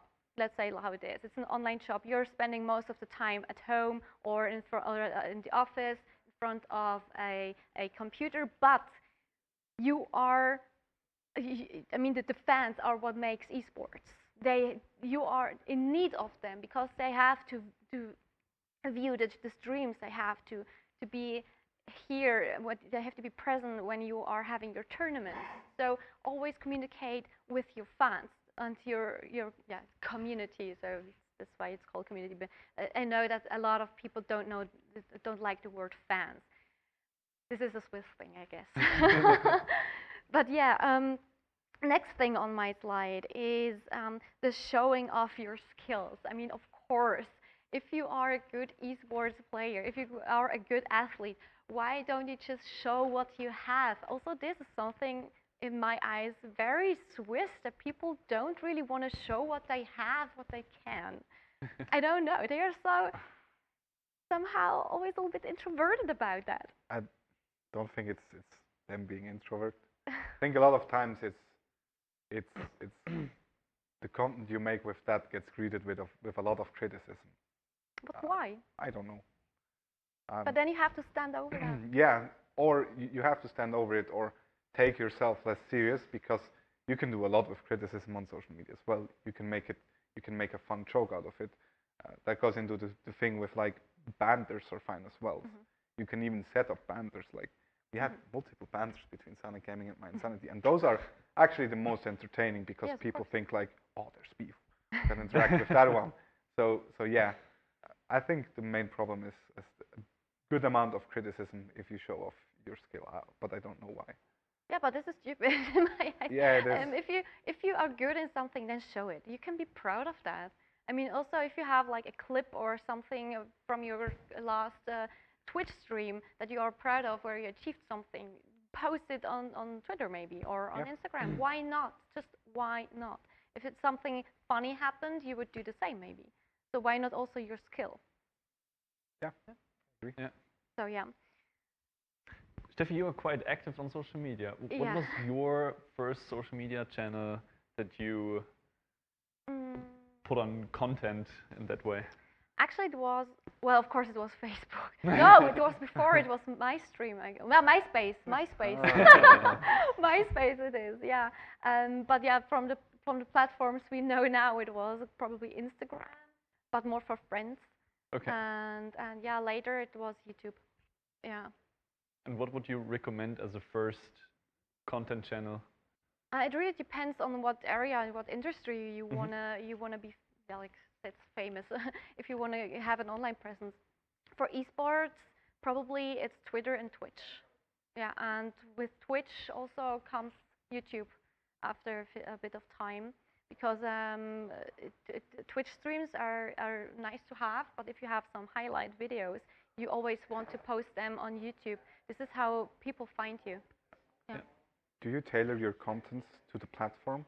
Like, would you tailor the contents to your platform? For example, you try to get the same message across to people differently on Instagram and Twitter, because maybe the fan base is different, or Twitter and Instagram is pretty similar, but maybe like Twitter and TikTok. Actually, to be fair, I really would like to do that, but for me privately, I just don't have the time for that, because social media really takes a lot of time. There are many people underestimating social media, not only what it can do, but also how much work it is. So doing social media, sometimes you really have to decide whether you want to be live more or be less live, but do some more other stuff. And yeah, this is just some personal preferences. If you want to have a live stream once a week, but then from that live stream you want to do other content, you want to have those highlight videos on YouTube, want to have some clips on Twitter, some clips on Instagram, and of course in another format, a clip on TikTok, you can do that. But maybe you also have to create new content out of from scratch for TikTok or Instagram and stuff. You always have to make pictures from yourself, from something else. So also share your thoughts. I mean, there's one quote I read a few weeks ago, I think, that said, people only hear you when you can't hear yourself anymore. So basically, you have to talk so much that you are so tired of yourself. That's a point where people actually get to hear you. So yeah, it's for yourself, of course, it's quite uncomfortable sometimes if you're not used to that. But this is the way to go if you really wanna be, yeah, if you wanna have a presence online. Yeah. Yeah, it's a little bit of a known universe, definitely. But yeah, okay, so showing off your skills with gameplay is definitely possible, in my opinion.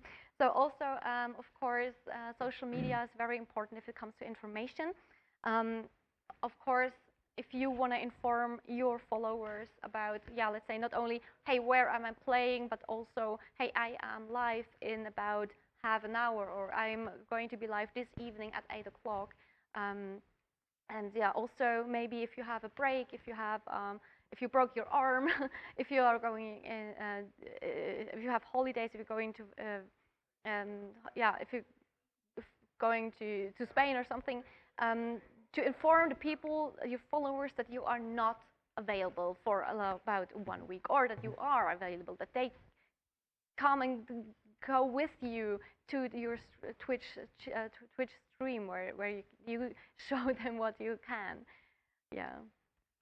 So, but also I think Twitter especially, but also other platforms, of course, as well, are also very important, not only for, yeah, inform others, but also inform yourself about what others do.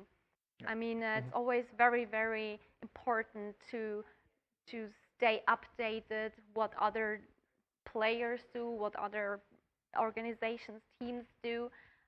Maybe also you can join a trend. Maybe you can join a challenge.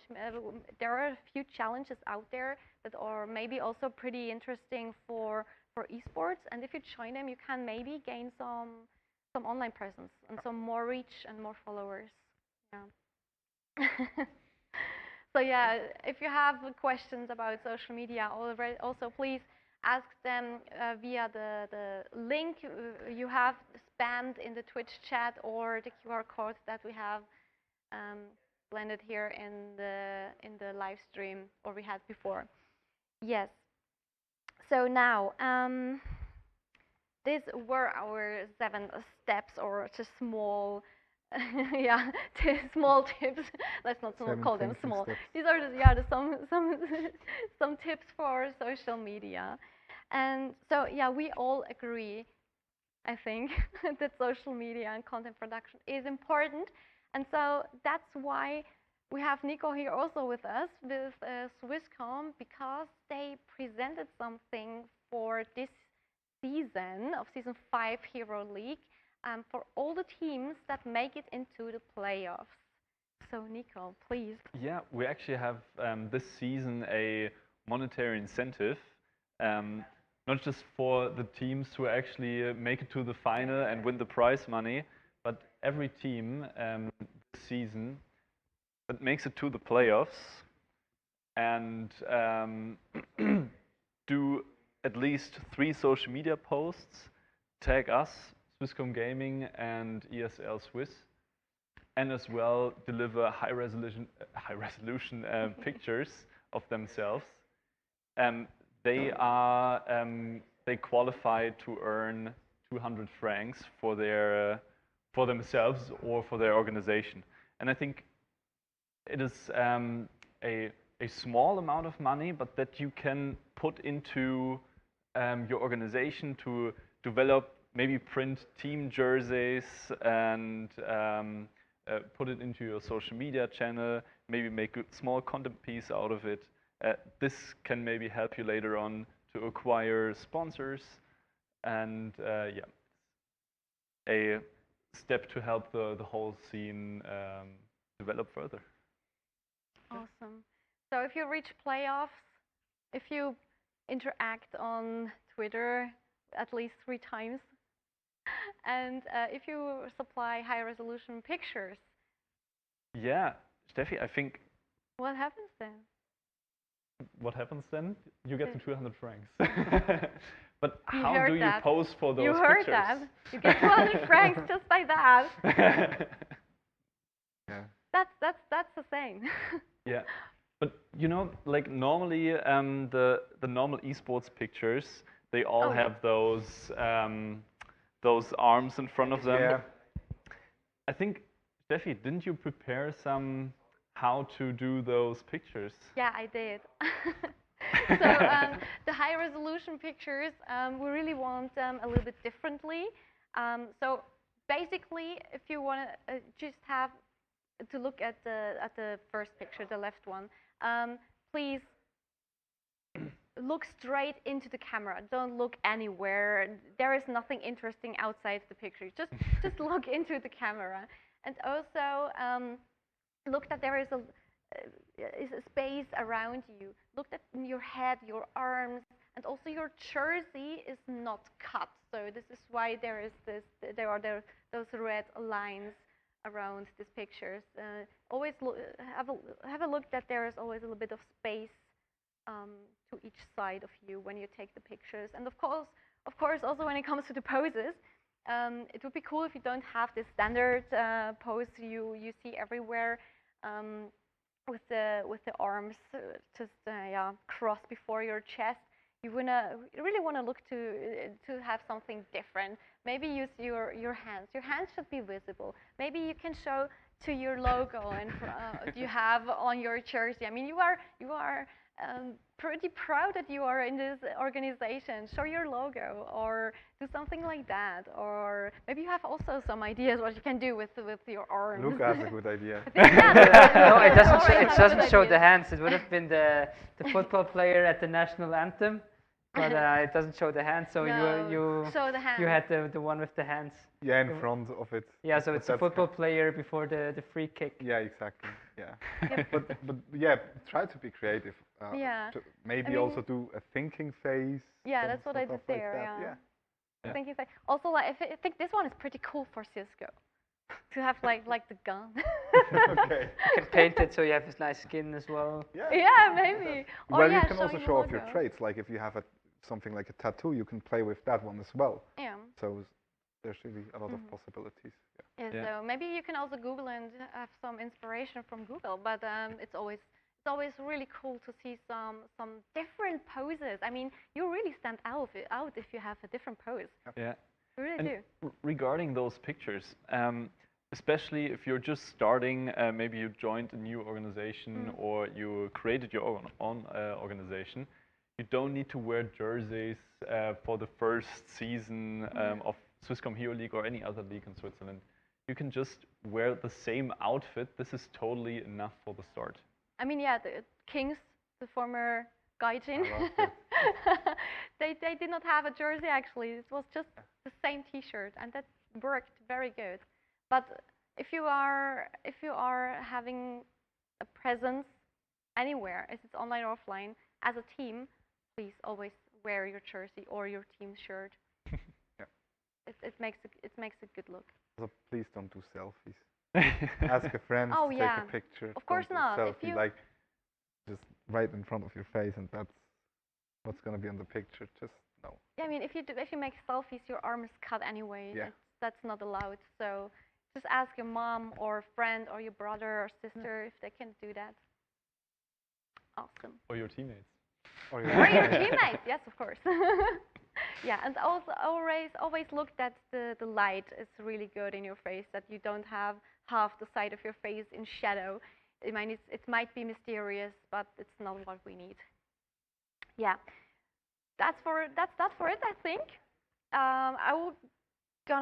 We are gonna heading into the next short break, and after that we are going to have a look into all those questions you ask. So see you soon.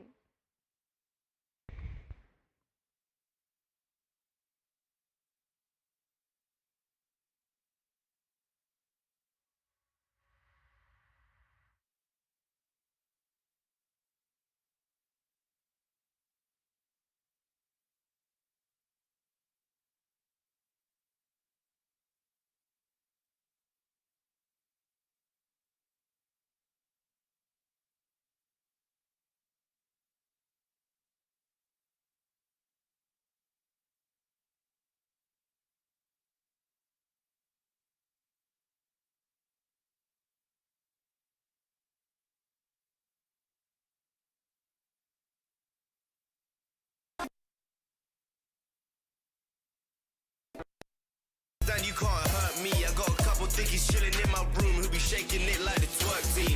Ladies, show me where them curves be. Curious, I'm not pervy. Honestly, you and your best friend could go and develop a new twerk scene. Got the army with me like Xerxes. Army with me like Xerxes. Understand you can't hurt me. Understand you can't hurt me. I got the army with me like Xerxes. Understand you can't hurt me. I got a couple thickies chilling in my room who be shaking it like the twerk team.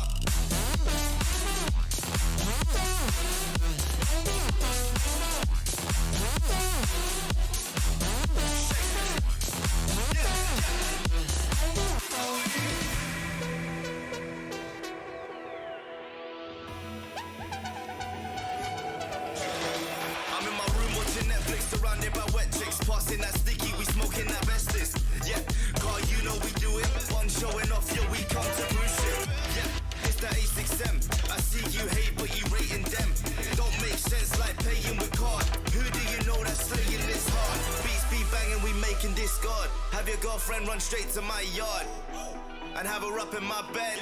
Yep, 20 minutes I'm dead. I tell her okay, leave.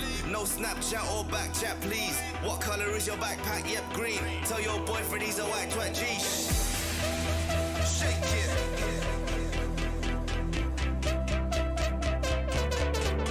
Shake it. Shake it. Let's go. Xerxes. Understand you can't hurt me. Got a couple dickies chilling in my room. We'll be shaking it like the twerk team. Ladies, show me where them curves be. Curious, I'm not pervy. Honestly, you and your bestie could go and develop a new twerk scene like.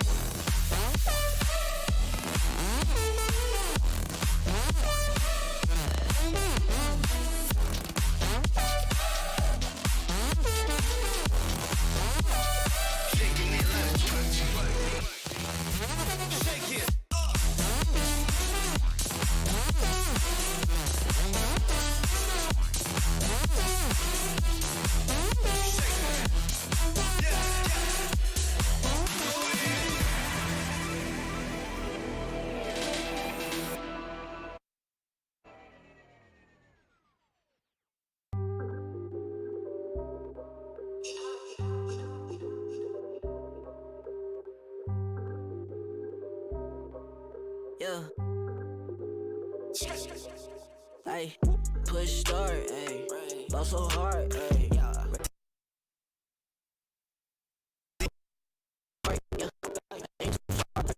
I do it big. I keep it large, okay. Live it up. Cause it's fake, better give it up. Young, but I feel like I've seen enough. Numbers going up, better keep it up. Ain't slowing down, better live it up. About too hard, ayy. What? About too hard, ayy. What? About too hard, ayy. About too hard, yeah. I'm killing your favorite rapper with minimum effort. Yeah, your corpse getting severed. The industry dry as a desert. Do whatever it is that you think that you're doing, I'm doing it better. Straight double use, that's my letter.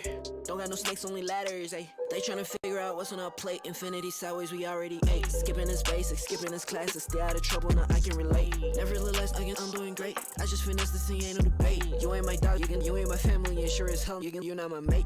Yeah, I take my place at the summit. I can't wait till we countin' them hundreds. I cannot lie, I ain't rich, yeah, but when I say my time coming, it's coming. And some of y'all got ahead of me, to be honest, I wasn't even running. But very soon I'ma run it. I demand it, man, I want it. Push start, ayy. Ball so hard, ayy. Raise the bar, ayy. Turn into a star, ayy. Play my part, yeah. I aim too far. I do it big. I keep it large, okay. Live it up. Cause it's fake, better give it up.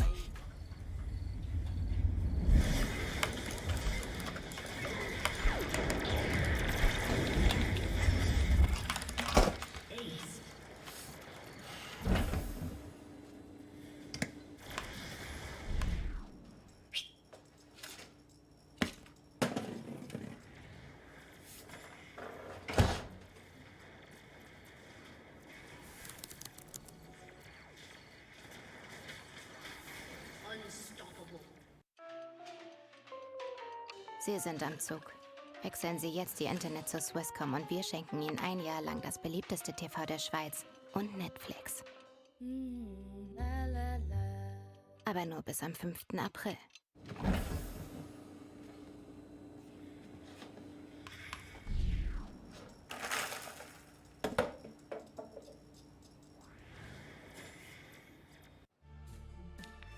Psst. Rejoignez maintenant Swisscom pour votre accès Internet et nous vous offrons pendant toute une année la TV préférée de Suisse et Netflix.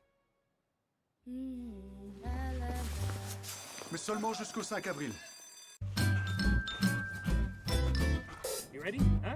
Hey, he's a good boy, huh? You ready? Huh?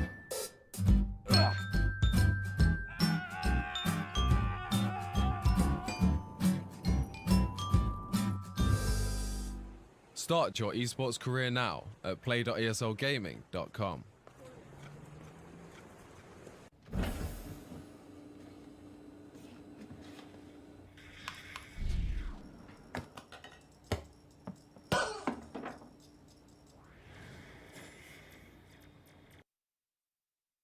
Welcome back to our esports workshop. So now we are finally going to your questions. So I saw that you submitted some pretty awesome questions, and many of you asked especially one thing. I don't know where to find teammates. Where can I find teammates? So where can people go and look for teammates with whom they can probably build their team?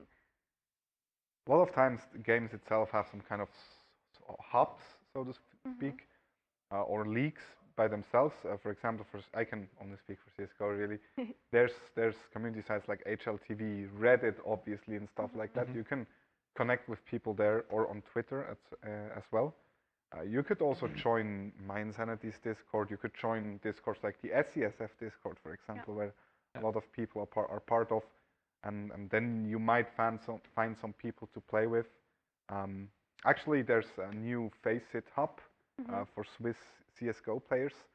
I'm so sorry, I don't know the name anymore, but it's all around Twitter if you look for Swiss CSGO. That's awesome as well, so make sure to head in there, for example, and just gain some experiences. One thing that I can add is that in Switzerland, you said Facebook is pretty dead nowadays.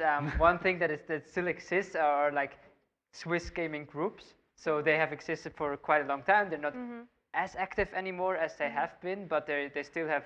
So I think like the Swiss League of Legends group has like 2,000 members on it. So if you go there and ask if somebody wants to play with you, that can be a good start.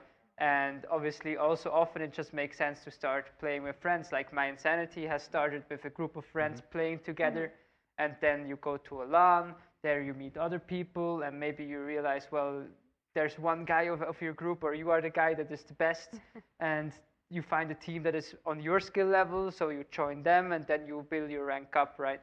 And someday you might join a Silent Gaming or My Insanity or even a bigger team on the international stage. Yeah, there are also uni groups.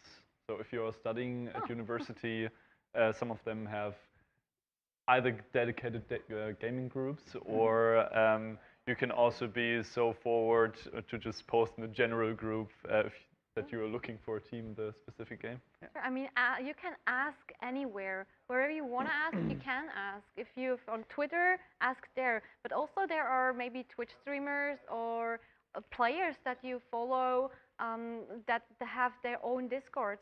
Maybe you can join their Discords, and most of them have a looking for channel, so you can go there and maybe ask there if there's someone who wants to play with you that is on quite the same skill level.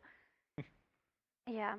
So Remo, a question for you. Why do you think we need in Switzerland to grow up the Swiss CSGO scene? We need a community. Do we need a community figure to bring together the scene? Ooh. That's a spicy question. I don't know if we really need a community figure right now. To me, the big problem with Swiss CS right now, it feels like no one is interested to pursue the path of going pro or semi-pro. And the ones who do, they join international teams. I'm thinking about players like Rigon, Mali, the really good players we have in Switzerland. they decide to join foreign teams for obvious reasons. I think what we need is a team that practices together and stays together and starts winning leagues that is not a mixed team anymore. Because most of the tournaments in Switzerland in CSGO get won by mixed teams who only come together to play in that particular league. And then the rest of the week they play with their respective teams in Germany and stuff like that. And we kind of need a new powerhouse, so to speak, in CSGO to show everyone that it's possible to overcome these existing CSGO beasts we have and kind of rumble up the scene again. I think that's one thing we need. When it comes to community figures, there are quite a few people doing a lot of things in the background and also foreground when it comes to CSGO. I'm doing some stuff. There's Kriggy right now doing a lot of stuff in the CSGO scene. So I think we're good. We have a good setup in there. It's just lacking a little bit on the team side, I feel like. Yeah.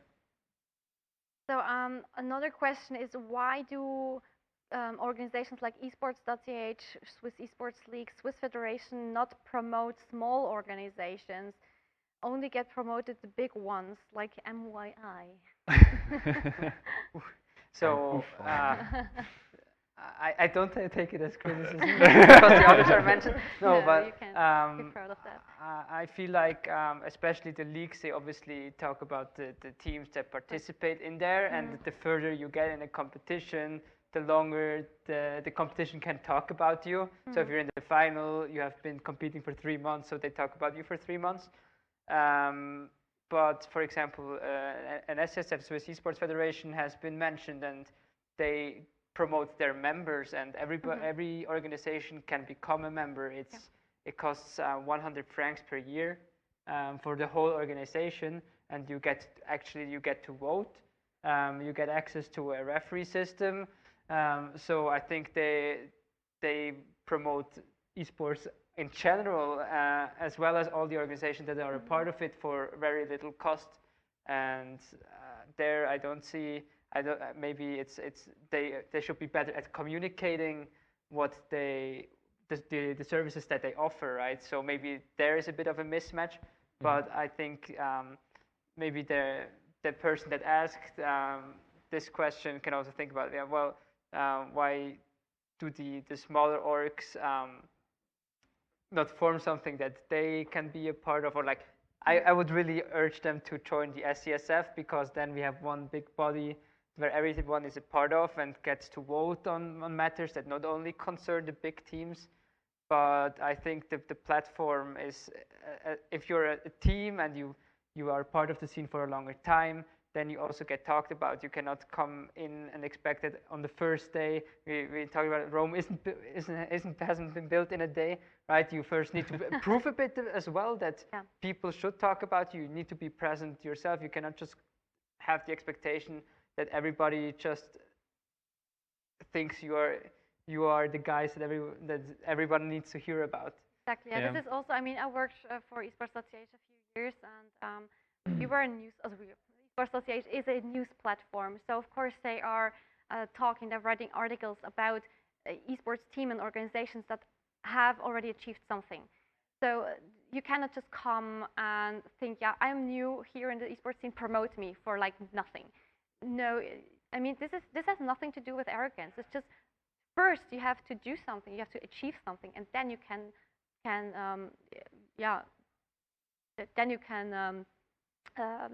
once the esports platforms or others, news magazines talk about you. So yeah, first things, achieve something yourself. Yeah. I think also compared to other countries, Switzerland is a little bit behind compared to, of course, the whole Asian area, but also a little bit behind Germany. And I think we still have to develop or join the momentum of the bigger organizations, that they show esports as a professional sport. It is destigmatize esports in a way. one thing to add maybe regarding your request to join the SCSF. The one thing people always forget when it comes to the SCSF is, especially for new members, it's such a great networking platform. Yeah. So you join the SCSF, you have everybody in there. You have My Insanity in there, you have Lausanne in there, you have all the people in there. So yeah. We have some questions about sponsoring. So Nico, or maybe also the others, where a lot of Swiss companies, well, there are a few, like say, bad examples because Digitech, Brack, etc. They all are already sponsoring. They are doing a lot of stuff in esports since many years. But why are many other companies not interested in sponsoring some esports projects? Is there a reason? What do you think, Nico? I think there's actually a lot of companies who are thinking about it. There are people working that are privately passionate about gaming and esports, and oftentimes they still lack their business case internally, or they need to convince their management that investing into esports and gaming makes sense for them, and that the target demographic is quite interesting, or might be quite interesting for their brand. One thing I don't get sometimes is comparing normal advertisements to sponsoring in gaming. So much more expensive, but so much less. There's so much less exposure within. Yeah. So I also think, especially in terms of the management positions, a lot of people aren't aware of what you can do with esports even. So as you said, it's kind of like the business case is missing sometimes, but I think it's getting better, especially with like the young people that grew up with gaming, getting into the management positions, and they know what they can do and stuff like that. And also right now we're even at the stage where if you write down esports on LinkedIn, you get messages from different people who are interested in that one. So Something about content. What do you guys think what kind of content is most lacking in Switzerland? I think it's content about the people behind the screen. It's the stories, right? We were talking about like how also our own content revolves a lot about just, well, we are playing here and here and here, but the players change all the time, and you especially now during these times, the events are missing. So for us, it's always really important to get nice pictures with the players, and when they win the Swisscom Hero League, they get to hold a trophy in their hand, and this is like at least you see the players, but you don't really get to know them nowadays, and this is something that we are actively working on, because we think it is really important to bring esports to the next level, which we think is getting it into the mainstream, so that people that are not in the really inner circle of esports, nowadays we are way further with 20 minutes talking about esports with a page every single week, but they still don't, like they talk about international esports a lot because we just don't give them enough stuff to talk about yet, right? So I think we need to we need to be the ones that produce content that is interesting for people to watch, that are not intrinsically motivated to watch My Insanity because they are our management or our own players. So we compete with stuff like Netflix, right? A person is actively choosing to watch My Insanity content rather than Netflix content. And for this, it needs to be engaging, and it cannot just be a quick low engagement tweet, for example. I think one thing that's also missing is storylines in general between teams, between players, especially in the big games nowadays. There's no real storyline right now when it comes to all the teams in all the games, with something like big rivalries or some kind of banters between the teams, or friendly stuff, just stuff like that. That's really entertaining. I mean, if we looked at kind of like the storylines in big international scenes between the teams, for example, Team Liquid is doing a lot of stuff with other teams where they kind of build a storyline and the rivalry. We said it between G2 and Fnatic. That is so entertaining. People actively want to hear from that rivalry, and they want to watch if that rivalry continues, and they want to see those close games. And they will also spread this information from their standpoint. So that's one thing that we really do like right now. So I have just two very quick and then another little bit longer question for you. So the one quick question: do you think someone can make it pro if you start practicing at 19 years old? Yes or no, and why? Yes. Yes. Why? First of all, if it's a new game, you're pretty lucky. So you're kind of like the same start point with others. Other than that, I think it's possible if you have the right talent and the possibilities, obviously. I don't think you can make it if you practice for 1 hour a day, because you can't invest more time. That's just not possible. But if you have the talent and enough practice time, then I think it's possible to do it, definitely, yes. And also, not every game is reaction-based. I mean, Yes. there are very, like Hearthstone and all card-based games, which you can easily play when you're older. Yeah. So the next question: what is the common esportler in Switzerland missing? Like the most important thing, just one. There are a couple of things missing. Just one thing.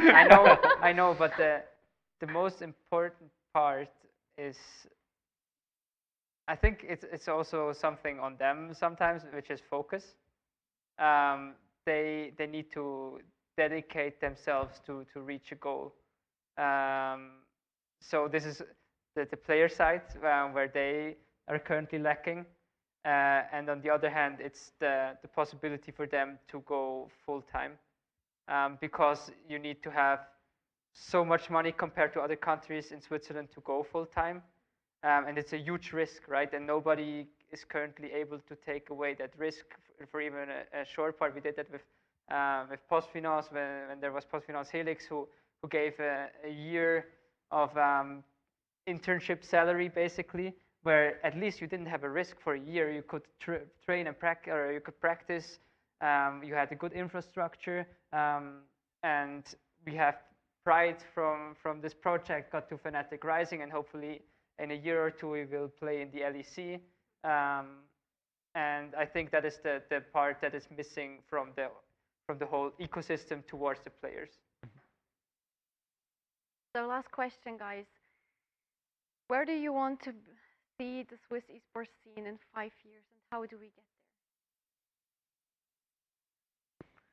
I think it would be so awesome if Swiss esports would develop a small Roger Federer who is like dominating a specific popular game. This would help the whole scene so much, because there would be more companies coming in as additional revenue streams, and it would gain much more popularity, I guess. I don't want the Roger Federer. I would actually just love to have one team compete in a kind of tier 2 level in international scene. Kind of brings the same effect, not as much obviously. And the second one is, I would love to see more brands from different markets get into esports and create cool storylines, probably. And yeah, I also hope that the big investors we have right now stick with us and give us some time to develop all this. Like, kind of a hint.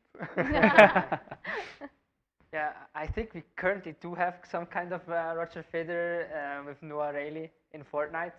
He also won the Swisscom Gaming Cup, and he is currently probably the best, or one of the 3 best Fortnite players in all of Europe. The problem, and this is a single player sport, so actually he could really be the Roger Federer, but I also think in Fortnite, especially now we talk about with everything is online, you don't really get to see the face. Maybe he's also not that good yet at marketing himself towards the broader audience, so I've never really seen him on 20 minutes, whereas other esports titles have been featured. So he would have the potential, for example. But I also agree with Remo that it is a team game that is like an ENCE. Nobody knew ENCE until their CS:GO team won. Did they win a major? I'm not sure. They were in the final. But they had a really good run, and they're a team of 5 Finnish players, and suddenly Finland looks like to be an international powerhouse. They also have Serral, obviously. But yeah, I think like a success story where a Swiss team, like a Swiss unit, comes into the limelight is really attractive and could be, it could be the story that gets it into the mainstream. Thank you very much. So it took us a little bit longer, but I did not want to cut these discussions because I thought it was really interesting. But yeah, that was that for today. Remember to tune in next week on Monday at 8 p.m. where Swisscom Hero League will start. And that is it for today. Thanks very much for being here. Thanks also for viewing. And see you. Have a good evening. Bye, everyone. Bye-bye. Bye.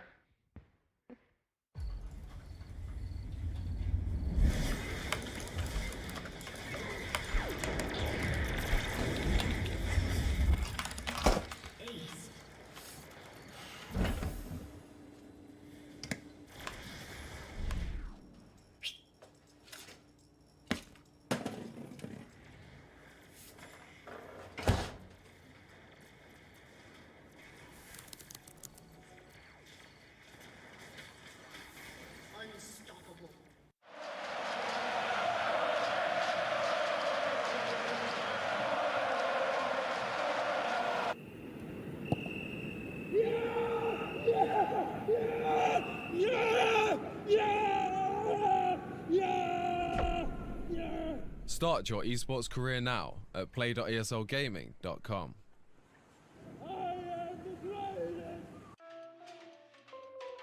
Sie sind am Zug. Wechseln Sie jetzt die Internet zu Swisscom und wir schenken Ihnen ein Jahr lang das beliebteste TV der Schweiz und Netflix. Aber nur bis am 5. April.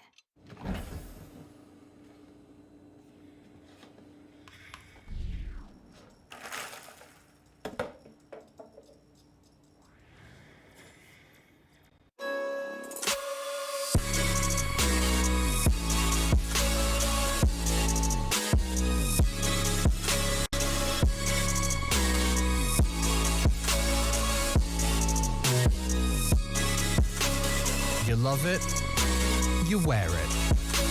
What's your style? Get your merch at shop.eslgaming.com.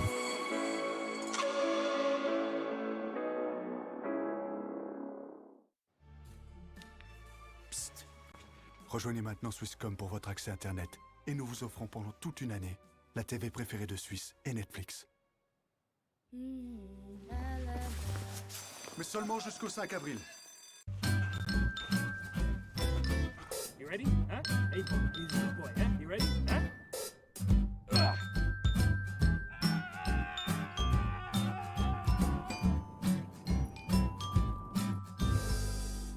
Start your esports career now at play.eslgaming.com.